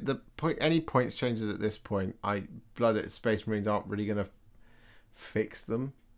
They're not bad. They're not bad by any stretch of the imagination. You know, they're still all right. It's just, you know, they're not competing for the top tables because they can't against. No. I mean, there's not much that can, to be honest. It's the later Knights books that can, you know. Yeah. Sisters to a certain extent, but Drakari is still ever present everywhere, and that's, you know, entirely like, you know, there's things like, you know, like the Rich Reza always points out that if you compare a Smash Captain, a Blood Angel Smash Captain, and a Drakari Succubus, there is no comparison. Yeah, there's no comparison. Drakari Succubus is insanely, and you know what? It's okay. Like, they should be good in combat, but yeah, there's a bit of a kind of, you know, bit of a mismatch there between what something like a Smash Captain should be able to do. It's not that the Succubus should be worse. Arguably, it should, but like, it's not that the Succubus should lose any of its power. But the Smash Captain should be a lot better than he is. Yeah, agree. You have, however, forgotten one thing that the Blood Angels did get. One very important thing. An increase in points on the Chaplain on bike? Well, yeah, but no, I meant more as in Mephiston, Chief Librarian of the Blood Angels, went down by 15 points. So everyone can run Mephiston now. Mephiston. How do you pronounce it? Mephiston? What do people I am Mephiston. Yeah, no, there you go. Chief Librarian of the Blood Angels. Oh, hello. So just looking at the chat, what are people saying? Terrain is a big thing. Maverick says terrain is the big thing for Blood Angels. I agree. I mean, actually, interestingly, I was going to say I would do it live, but I'm not going to risk screwing up my stream or whatever. But I would have a look and just see if there are any Blood Angels lists that have done quite well at tournaments. I know some people have been trying to run them. Terrain is a big thing. Terrain is a big thing, literally, if you're running a Battle Sanctum. Built on Boob says heavy assault marines. Do you mean as in the Do you just mean run lots of assault marines? I mean, that's not a bad build. Maybe Vanguard vets were quite big for a while because jump pack and storm shield. They're quite a popular one. Chris just says pew pew, which is entirely accurate to describe the Tau. He's currently in a and church. Kevin King says, "Evening guys, really need to Warhammer. Picked up my army by what I'm just drawn to. Yes, cool. That's the way to do it. In this case, obviously, Slanesh Emperor's Children. Nice. Yes, Emily. Slanesh Demons. Would like to understand the mechanics of the.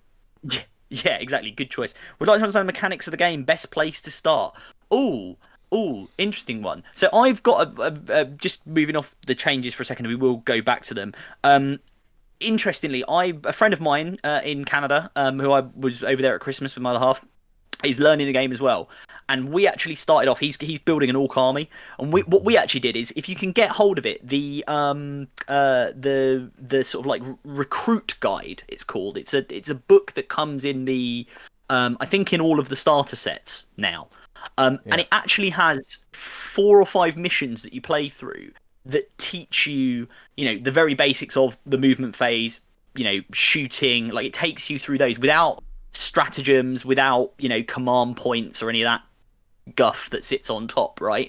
It teaches you the basics of the mechanics of the game. So I personally would say, if you can get hold of that, if you can find a PDF online, or if you know who has it, that's a really good place to start, Emily. I think because it just takes you through the game, and you only need. I mean, it uses Necron warriors and some assault marines and a Primaris lieutenant and a royal warden.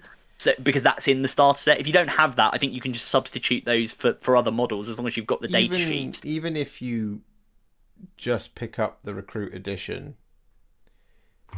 you could then later down the right line, if you wanted to, use the Necrons and the Primaris Space Marines to play games like Kill Team, perhaps. Later on that confuses the whole thing, but Adam's absolutely right that the recruit edition is very, very, very good for learning the game. The other thing I kind of always sort of suggest a little bit is just kind of, if you've got like a group of people, or you've got somebody that you want to learn to play the game with, or someone that really knows how to teach the game, I kind of recommend don't try and play games that are too big, because it can become overwhelming. So I often just say start at like 250 points, and don't worry about making sure you've built the army correctly. Just put some models on the table and then just learn the mechanics of it. Play like 3 or 4 games like that, just learning the mechanics. Then increase the points limit a little bit. Add a few more like list building sort of rules in. Yeah. Basically just kind of stick to the core rules for now, core rules in your codex, and just get used to the mechanics of playing. It's like, what will happen eventually if you practice going from like small points, slightly less small points, medium plus points, 2,000 points. If you practice going up like that, what will end up happening is you'll end up just kind of the mechanics will be a lot easier of, how to shoot, how to wound, how to save, all that kind of thing. Those things will become a lot easier because you've practiced it.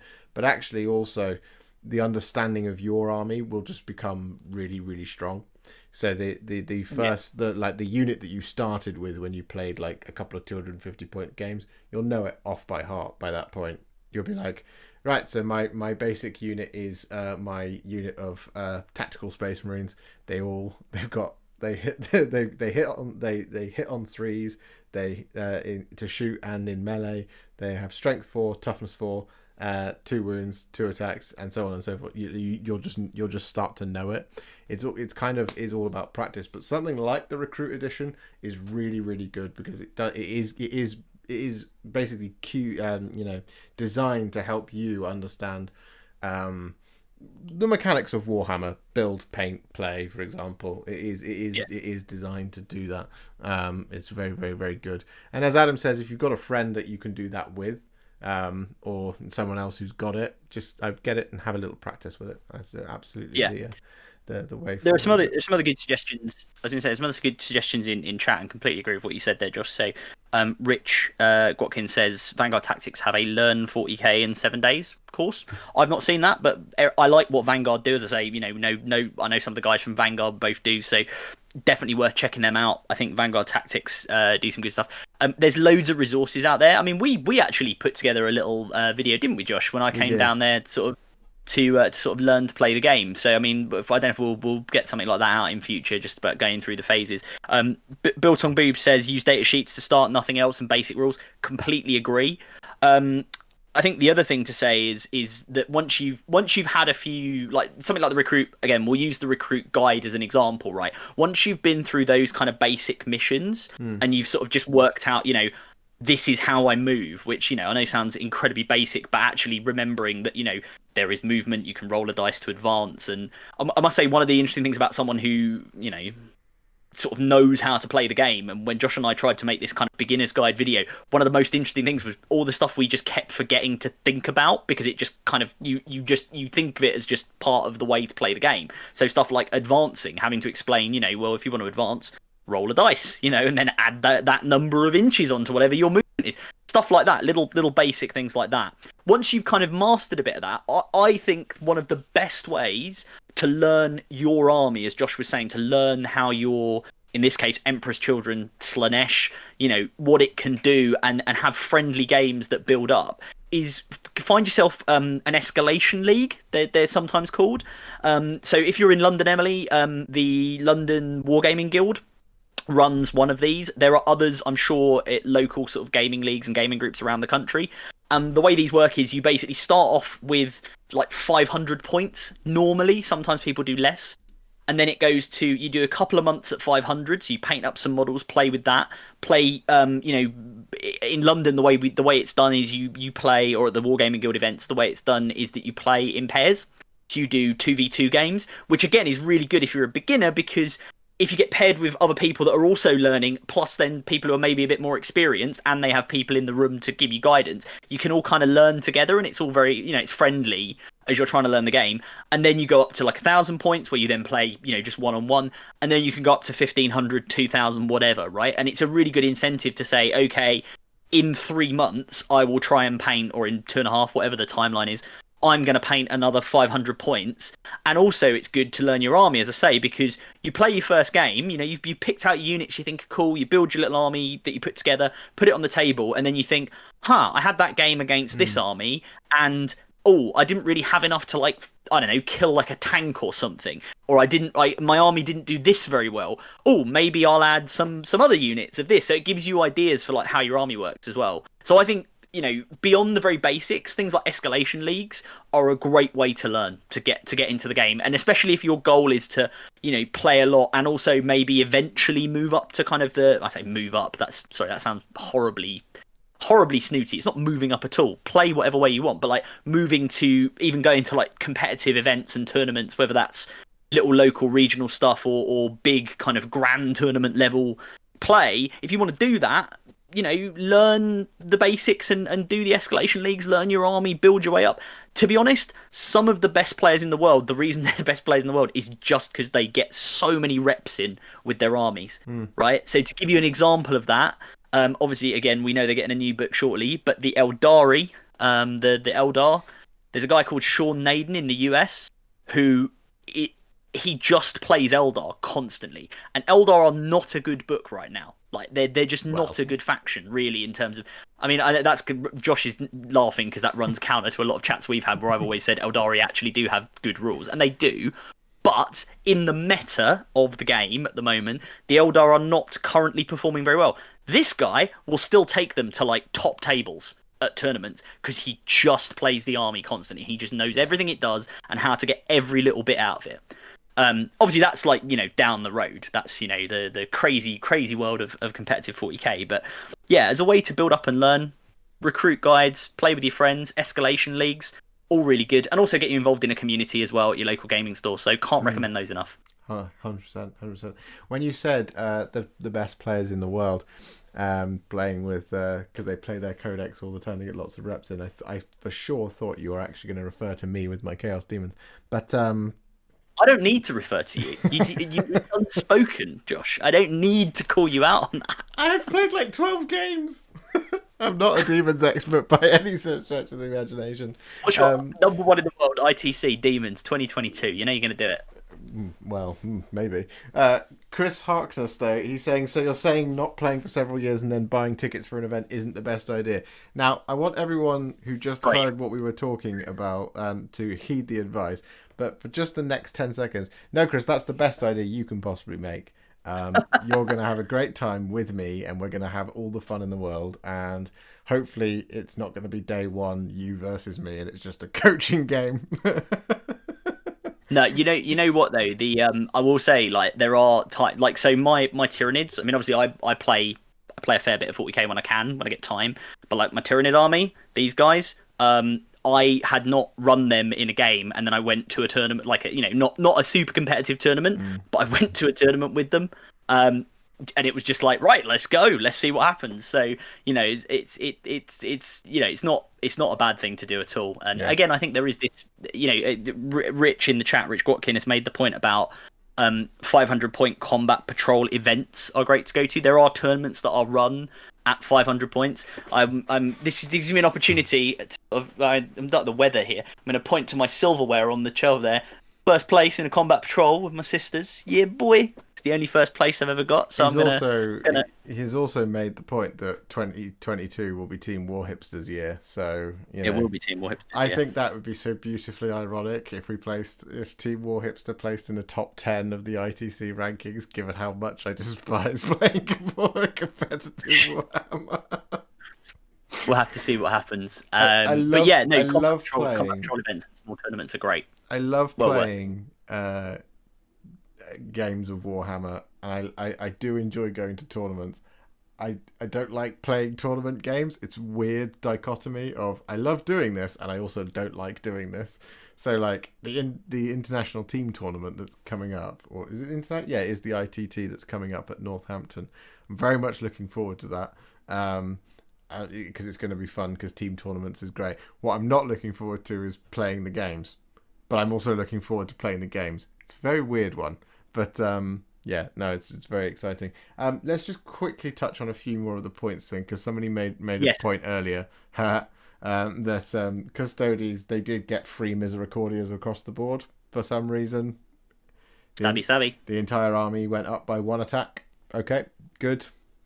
Awesome. I mean, it's fluffy, right? They kind of should have done that, because the whole idea is, for anyone who knows Custodes, the whole idea is all Custodes get a Misericordia. It's kind of a thing that they have, so it kind of makes sense. They're also, they're all sort of, they're not modelled with them because you have to put them on, but like I certainly put them on all of mine, even if they're not using them, because they just look cool. They're like carrying a little sword around with them. It's designed to help them administer the Emperor's peace to their defeated foes. Indeedy.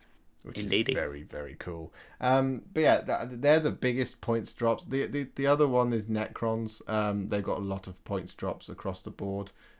Some stuff has also changed in terms of how you take super heavies, I believe, as well. The detachment for them now rewards you. The Lord of War detachment now gives you 2 command points rather than taking away command points. So stuff like. It's interesting because you mention it with the Necrons, because the Monolith, the big Necron hovering pyramid of doom, got a points drop, quite a significant points drop. As did the Tesseract Vault, as did the Tesseract Vault, Tesseract Arc. Yeah, they all got a points drop. What else? Who else got points stuff? Admech didn't see any changes. Drakari didn't see any changes because we've already seen them. Sisters got some changes. Morven Val went up. Morven Val. Yeah, Morven Val went up 15 points, which is fair enough. She's incredibly good as a character. Retributors all went up, I think, by like 2 points a model. Again, you see them played a lot, so it makes absolute sense. I think Repentia went up, the girls with chainswords. Sacrosanct went up. Sacrosanct, 2 points a model. Dominion squads went up, and Armorium Cherubs went up 10 points, so that's why the Retributors are going to have to pay more for them. But the Paragon Warsuits, which are very cool, they came down in points, so hopefully we'll see them some more.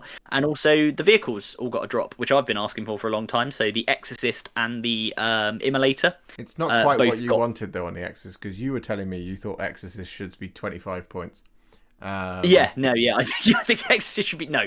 I don't think they should be 25 points, but I thought they were like hilariously overcosted for what they are. Because they went to like T7, which is fair enough because it's a Rhino chassis. It's not like a Lehman Russ. But then come on, guys, like lower. They don't have non-line of sight shooting like Whirlwind. Like just lower the points a little bit. But they can do it. They have to pay for it at stratagem. Best points change that we haven't talked about, Adam. Oh yeah, in the Custodes book. Oh yes, yeah, he's on the shelf over there. The Venerable Land Raider. Oh, okay, not what I was thinking of, but yeah, Josh really likes Land Raiders. The Venerable Land Raider went down. It is now 265 points. It's a bargain. Buy now. Stop trying to make Land Raiders happen. Now in stock. Buy more. Buy now. Buy now. Stonks. Buy some Land Raiders. You want Land Raiders? More. I would say one that you're more likely to see if you're playing them is Trajan Valoris. Nah, he's rubbish. You don't want Trajan Valoris. Trajan Valoris is rubbish. You for one Trajan Valoris, you can almost, you're about 100 points shy, but you can almost take a Venerable Landlord Raider, and a Venerable Land Raider is better than Trajan Landlord Valoris. Raider. He comes around and delivers your He's a Venerable Landlord Raider. He comes around and delivers your like eviction notice at the end of a bolter. The Venerable Land Raider is now 265 points. Yeah, I mean, again, for 105 points less, I could have probably the best character in the game right now. No.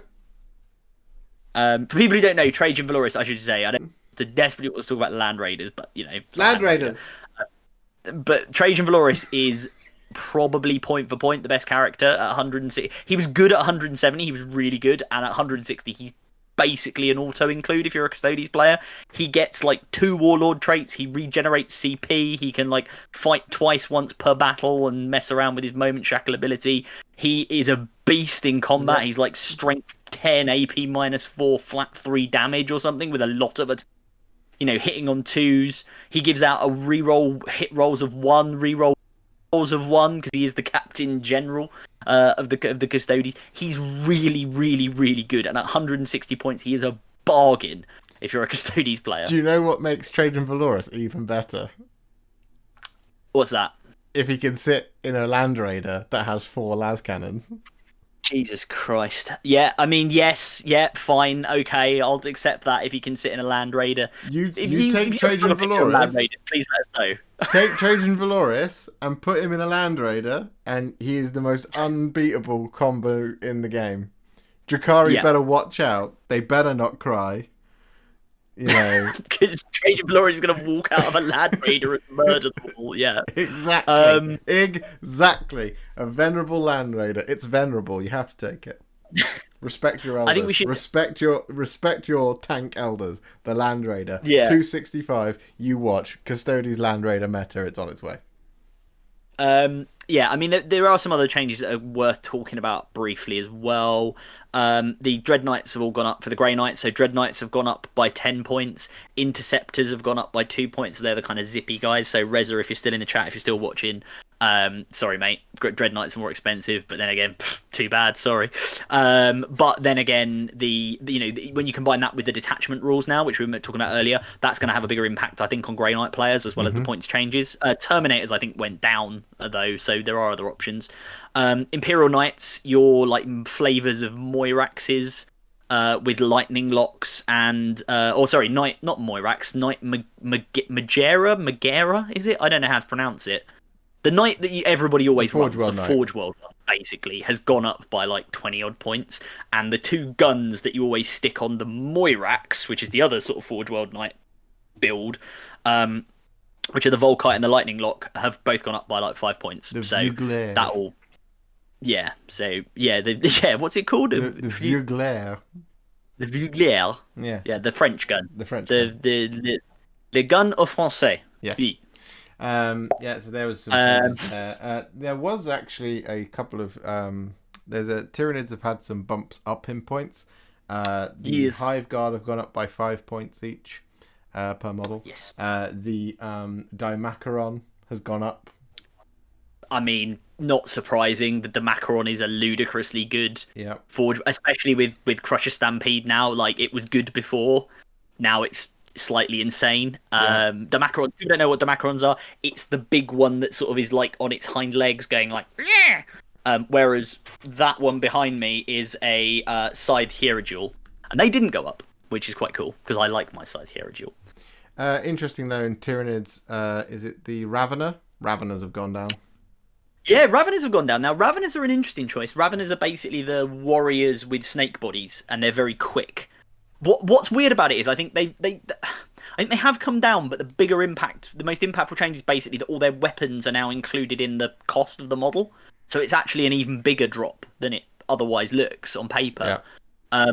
And that's interesting because Raveners, people weren't really running them, but there was always this kind of, they were always teetering on the edge, especially with the new Leviathan and Crusher Stampede, because being warrior-like bugs, they have multiple wounds, so you can take them in a Crusher Stampede. And sorry, just for anyone in chat who doesn't know what a Crusher Stampede is, it's what's called an Army of Renown. It's one of these like special, army builds you can build subject to certain conditions that was released in a White Dwarf, which is basically just big bugs only. Everything has to have more than one wound. In fact, I think it's more than 3 wound minimum, maybe.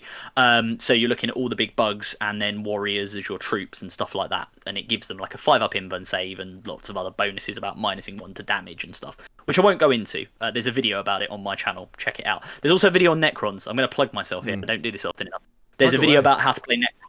So if you're interested in Necron point changes and how the Necrons work, there's a video I did with a guy called Drakir Paints on Instagram, i.e. our friend Rich, who is a very good Necron player, exclusively plays Necrons pretty much, so knows the army very well. And the one thing he said in that video, because it was pre-Christmas, was he said, the one thing they really need is a points drop, and now they've got one. So if you want to get his ideas on what to run, spoiler, it's lots of destroyers.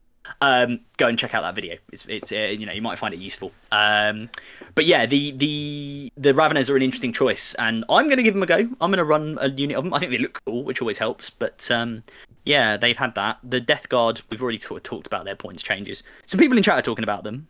Yeah. There is a massive controversial change that I think we need to talk about. That I kind of feel like is a major injustice. And I will be writing to my local MP about it. He's at a work event. He's won't be listening. For some reason that I cannot fathom, they decided to punish possibly the 2 worst models in the Chaos Demons Codex. So Be'lakor increased in points. I can't fathom why.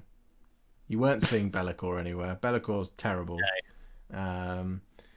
And the Lord of Change went up in points. And I honestly, for the life of me, cannot understand why that would happen. Those 2, they don't appear in any lists anywhere. If anything, they should have gone down. I feel like a fair price point for Be'lakor. If the rumoured changes to... if the rumoured points amount for the Tau Hammerhead is correct at being 145, I feel like Be'lakor should be like 95 points. He's not very good.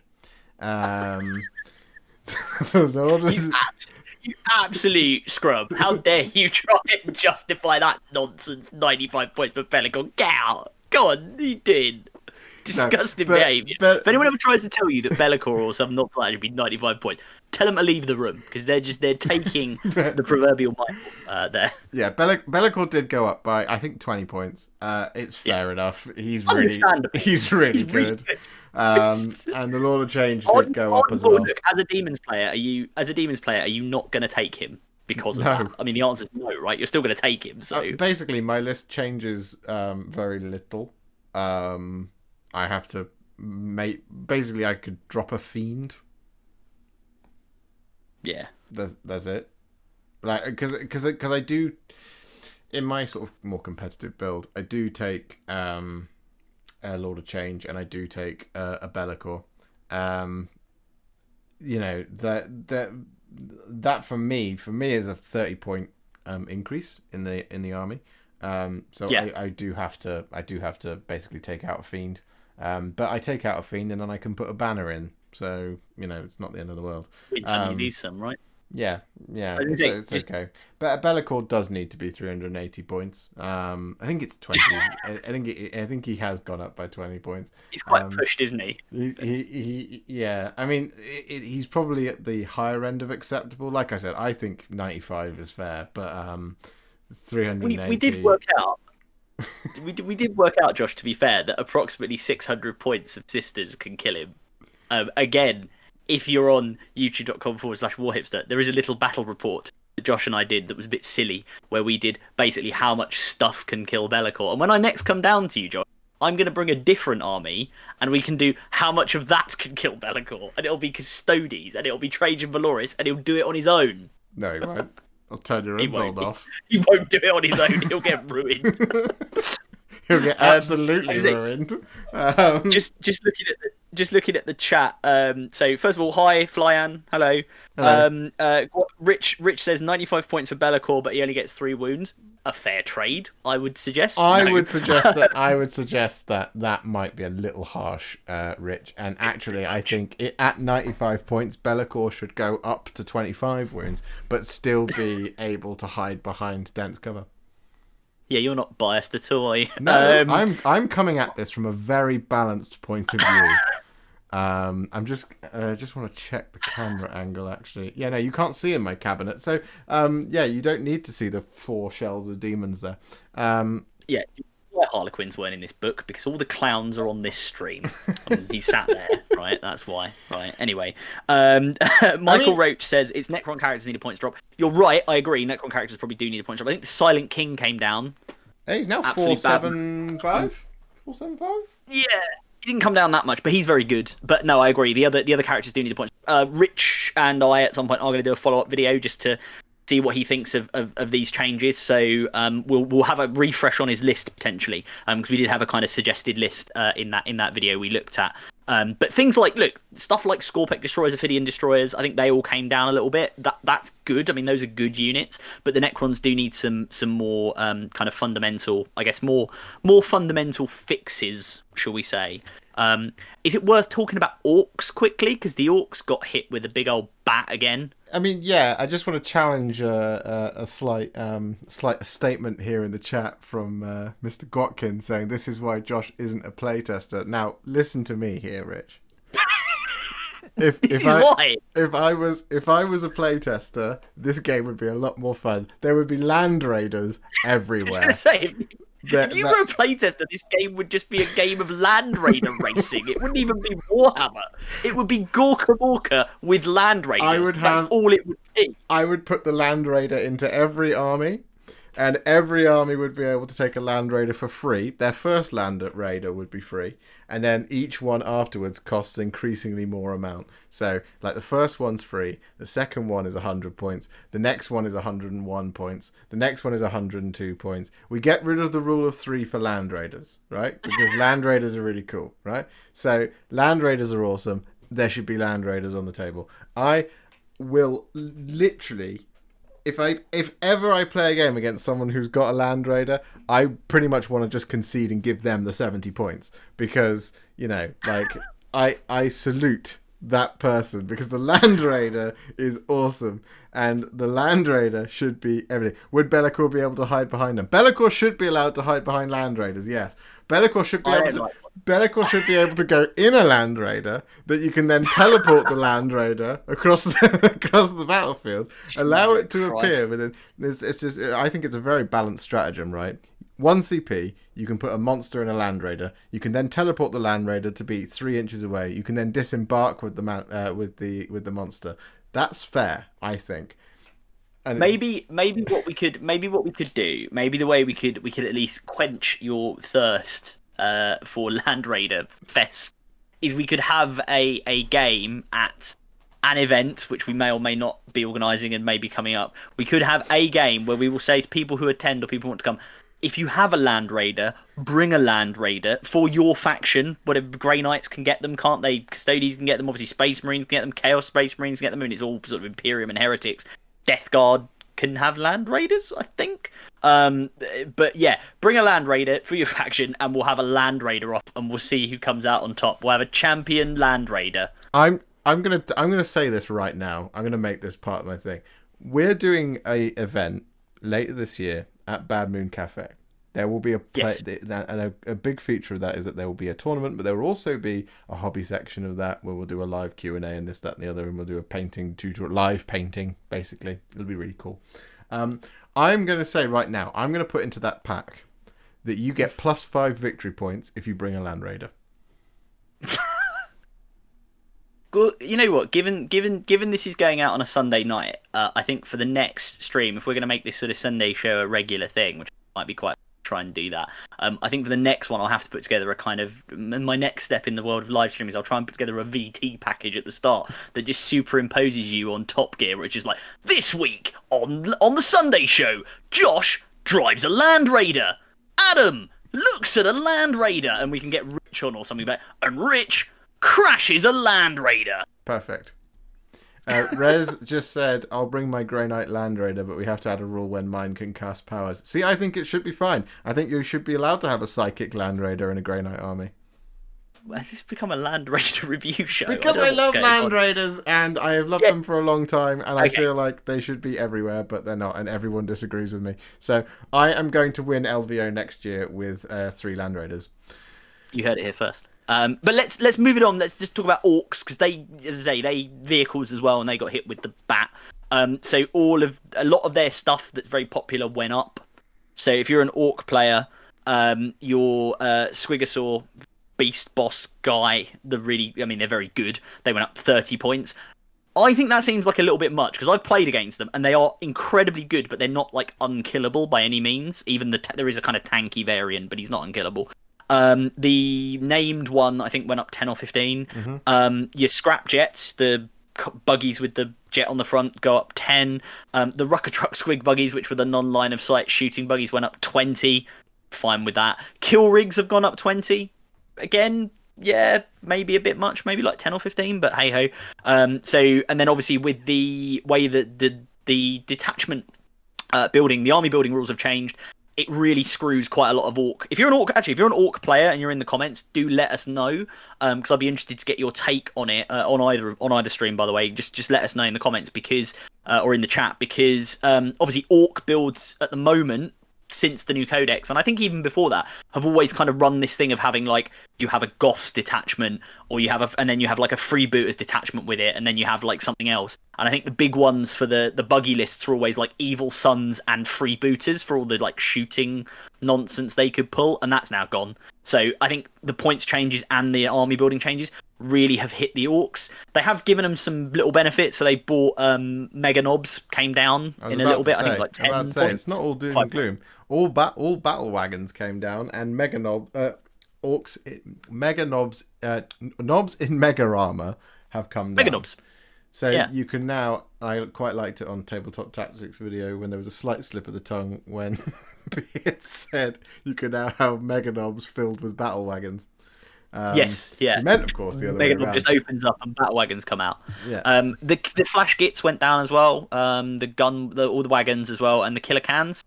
And looters are quite good. So I think Rich has made the point, which is that says Goth combat list is looking better for orcs because buggies got hit.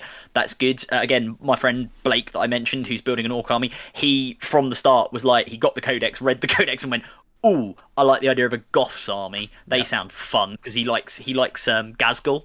So guess what? It looks like that's going to be the way to play them. So good for him.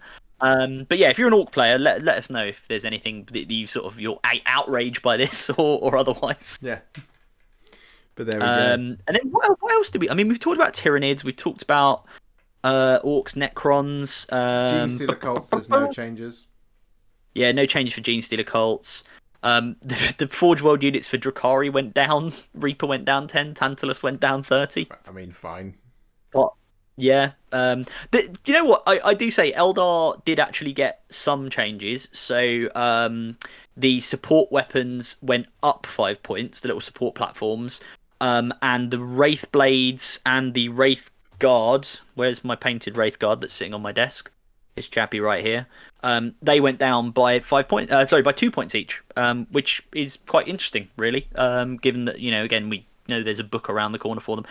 And also the Hemlock Wraithfighter, which I know people remember the Hemlock Wraithfighter. Put that dragon away.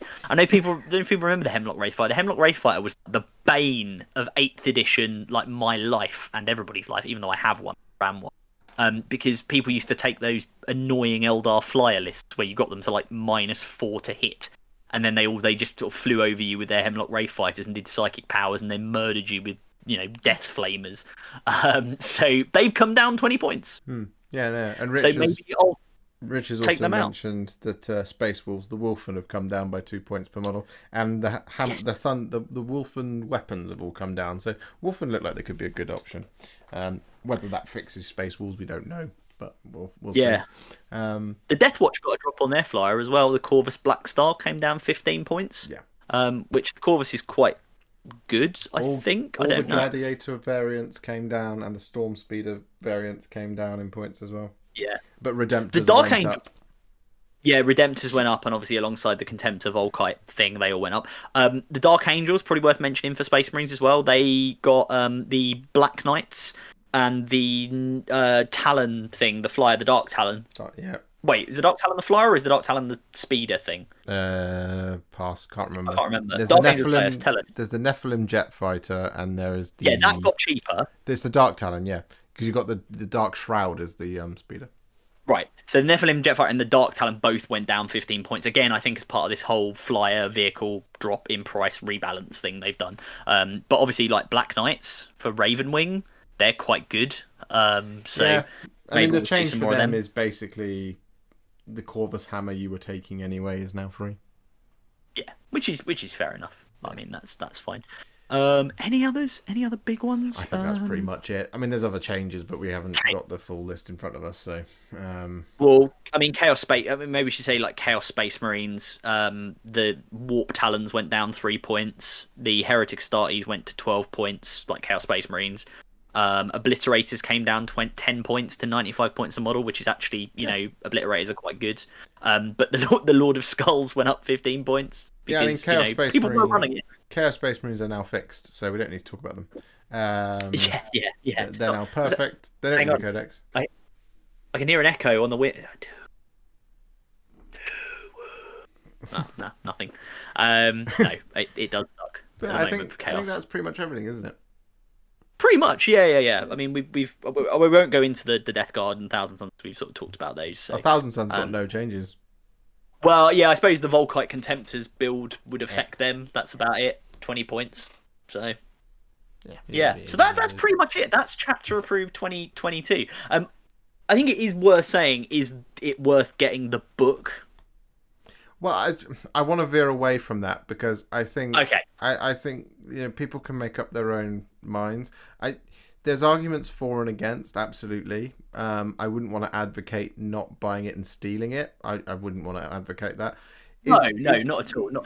I meant more buying it as an individual versus, and I thought Chef made this suggestion from Tabletop Tactics, and I would agree with him, which is that I think as a syndicate, like if you have a gaming group of friends, it's probably worth buying a copy and share it, basically buying it together rather than all buying individual copies, because again, apart from the mission stuff, which are quite consequential, that's about it, so but yeah, no, let's veer away from that. I don't want to suck on that. Richard Godkin says 1 wound CSM are totally fine. Crying face.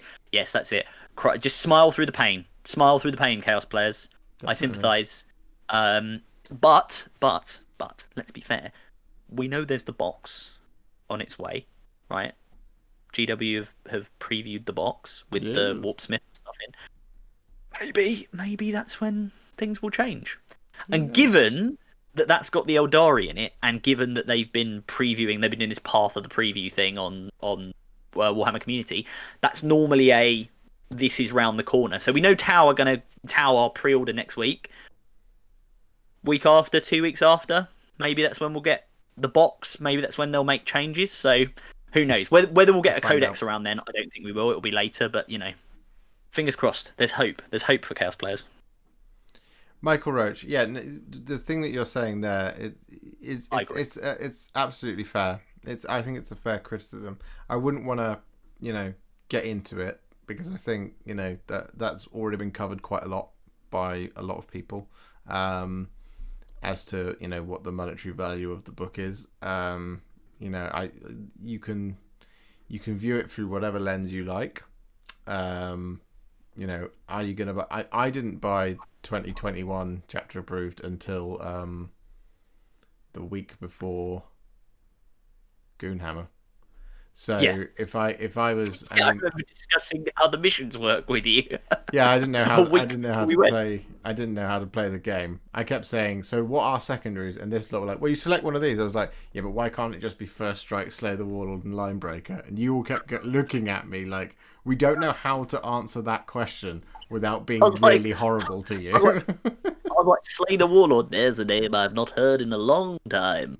Of course I know he is. He's me. It was a bit of a trip into the past. I was gonna say on a more sort of amusing / positive note about chapter approved 2022. Can we all just talk about the cover art and how Abaddon he's looking like a big boy, isn't he? He's looking like a big lad. He's been, I don't know if he's just been eating a lot of donuts in the warp, but he's like a couple of steps away from a Blight Lord, as I can see. It is, isn't it? He's lost the sword. And he's lost Drachnian. He's just lost it. It's a bit confusing. I was going to say in other news as well. Obviously, as we say, the Tau Codex they've said is going on pre-order next week. Dark Strider is the very cool looking model if people haven't seen. The updated model of Dark Strider is also going on pre-order along with the Tau Empire Ethereal on the hover drone we already mentioned, and the Combat Patrol Tau Empire. So I think this is interesting because if you think about it, a lot of codexes have come out and we haven't got the Combat Patrol for a little while. Custodes, I think they're catching up now. Sisters, yeah. Whereas now they're catching up because this is saying Codex and Combat Patrol same time, which I think was the case for like the Drakari, for example. So this is them getting back to normality. And Rich has raised a great problem. I know we keep dancing around this issue on the price of the book. Rich has raised a great point here. So funny how people who are saying don't buy are advocating for subscription services when buying it is the same cost as a subscription for 6 months, which hits the nail on the head pretty much. It's true.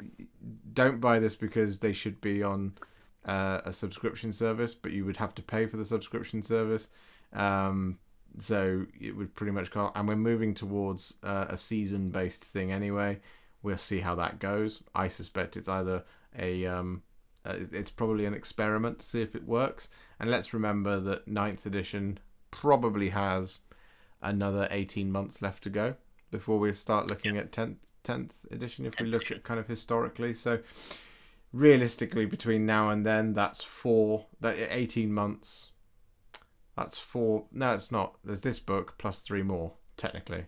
But I would say it's probably this book plus 2 more, because there won't be one when you go straight into the new thing. So I don't know. I would do, to coin a phrase, I would do your own research. But I think if you're not going to any tournaments in the next 3 to 4 months, you don't need this. No. If you're going to a lot of ITC tournaments, you will need this, because you just will, unless they update their rules pack saying you don't have to bring a copy of Chapter Approved. So at that point, that's worth a conversation with your TO about whether having an official copy of this book, of the Chapter Approved books, is actually necessary. I think there's a wider discussion to be had, and that we shouldn't lash out at this Chapter Approved. You can have your feelings about it, absolutely, but I would, based on my video yesterday where I talked about reframing our thinking, I would reframe the idea of don't buy this because it's it's too expensive or whatever. If that is your thinking, I would encourage you to maybe try and think about it slightly differently and just ask yourself if you need the book, sure, then you need to buy it. But then channel that feedback into something productive, maybe for Games Workshop, perhaps. Just send them like a little, not to the customer service, don't abuse anyone like that, but just like kind of just give your honest but fair and balanced feedback. And if you're not going to go to anything that's a competitive grand tournament, you said something like the other. I think it was last night, Adam, where you said that you need this to play match play, and I said, well, sort of, but you can use the 2021 book, but you can also use the core book if it's just playing at your local club. If you're playing games of Warhammer at your local club and you're always playing cutting edge meta, you need to go to a different club. Yeah. Yeah. I think it is worth saying to your point there as well. Like, guys, don't. I mean, not that I think anyone on the kind of good people that interact with these streams would ever do this, because you're all lovely people. But don't start abusing the guys and girls in Games Workshop and the people on the customer service team, who are normally really good as well, by the way. Like, it's not their fault. It's also not really the rules writers, I don't think. Like, there's obviously been delays, so whatever the views on this and on the pricing and stuff, it's none of them. And don't abuse anybody, but also don't direct them, because it's not it's not the like guys running the social media accounts, especially, right, who are the ones who are going to be at the receiving end of it. So yeah, definitely. And again, to reference your video, right, the reframing how we look at things and thinking about mental health, it's not, be calm, be happy. I was gonna say, on a positive, non-chapter approved related note, and also Rich says keep this community positive. Agree. So on a positive note, one of the things that I thought was really interesting about this preview for next week for Tau is this mention of Forge World. And why I think that's interesting is because what it says is, while you're on the Games Workshop web store picking up your Tau Empire goodies, you'll also be able to grab some advanced kits from Forge World. So are they saying they're integrating Forge World into the GW store for this release? Right, they're going to have some Forge World models that are going to be listed on the Tau section on gamesworkshop.com. Because obviously, people who don't know, for anyone in this stream, and I'm sure everybody knows, Forge World is a separate division of Games Workshop and has a completely separate website, and it's really annoying because you have to like log it. You can't, let's say you're on the website, you can't go on GW, add a load of plastic models into your basket, and then chuck Forge World in at the same time. You have to do it as like two separate purchases, which obviously drives up delivery costs and things like that, although Forge World is expensive enough that most of the time it will qualify for free delivery. So this sounds like there's a bit of integration going on, which I think is really interesting, because we've had rumours for a very long time that Forge World will be rolled into just Games Workshop, into Warhammer. So maybe this is an early indication that things are going that way. So a bit more of a kind of corporate, what's happening with the way we buy things. But that's interesting, I think. Absolutely. No, and yeah, so like, oh yeah, the caption to prove you're not a robot. I mean, that has been a bit egregious. Anyone who's gone on Forge World and had to identify boats and buses, really good at that now. I can pick out a pixelated boat from a distance. I absolutely can as well. But I'm price of the book aside, I find talking about prices of Games Workshop products is a very difficult thing to do. Because it costs an amount. It is the price of doing the thing that you're doing it in the way that you're doing it. And there's ways to enjoy the hobby without doing it the way that product makes you. Well, not makes you, but that product gets you to do it, as it were. So it's all entirely avoidable. If you don't want to buy it, don't buy it. If you do want to buy it because you're going to a bunch of tournaments where you have to take a copy of the book, then you probably have to buy it.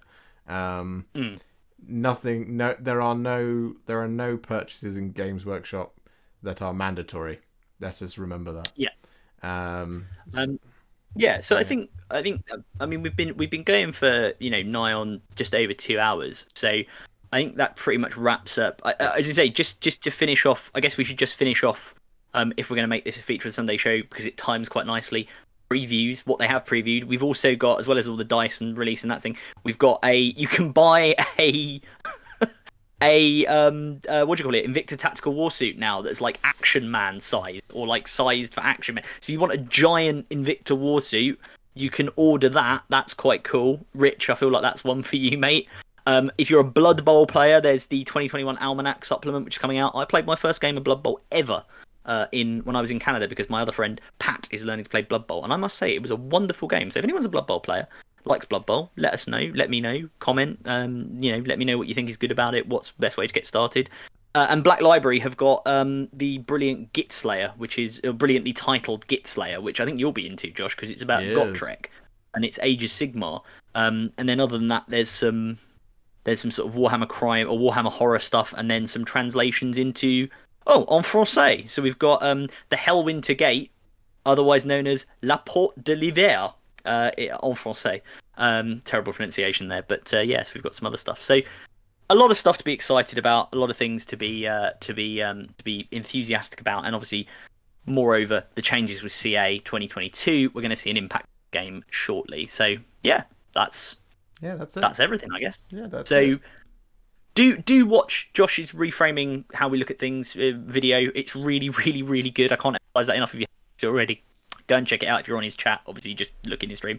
And yeah, I'm 10 subscribers away from 800. So if anybody wants to go to youtube.com/5minute40k and drop me a subscribe, that would be lovely as well. Because I'm trying to make content when I can. I'm pretty busy, but I do try and do stuff. And I want to do more live streaming like this now that Josh has shown me how to operate the various buttons that I have to use to be able to make this work, which took an inordinately long time. So yeah, check me out over at 5minute40k. There's some lore videos on there. There's some unit videos as well, rules, tactics, things like that. I'm going to try and do more of those for the Chaos for the Custodes Codex, which I've got in my hand because I'm messing about with my Custodes army, so I'm going to do some more of those as well. So do check that out if you're interested, please.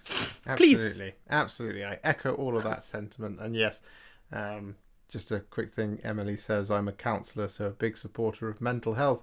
This has been a welcoming community to come into, and it was a pleasure speaking and hearing you speak tonight. Certainly helped me. Oh, that's very kind of you. Good. I'm glad we can help. Well, thank you for joining us. Chris says, you should have far more subs, Adam. 5minute40k is a great concept and brilliantly executed too.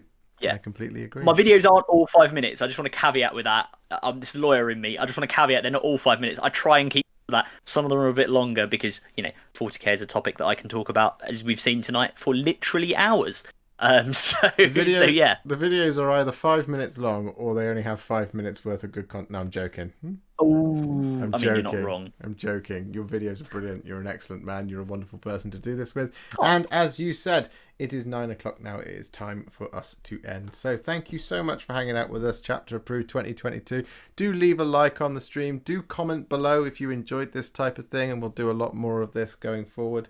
And just let us know if this is the type of content that you like to see, and if you enjoyed it and felt like we did a good job explaining the thing. We certainly hope that we did, but we don't know for sure because we were in it. This is how he and I talk all the time, so we basically just switched the cameras on and hoped that it would work. But and after a lot of playing around, it sort of did.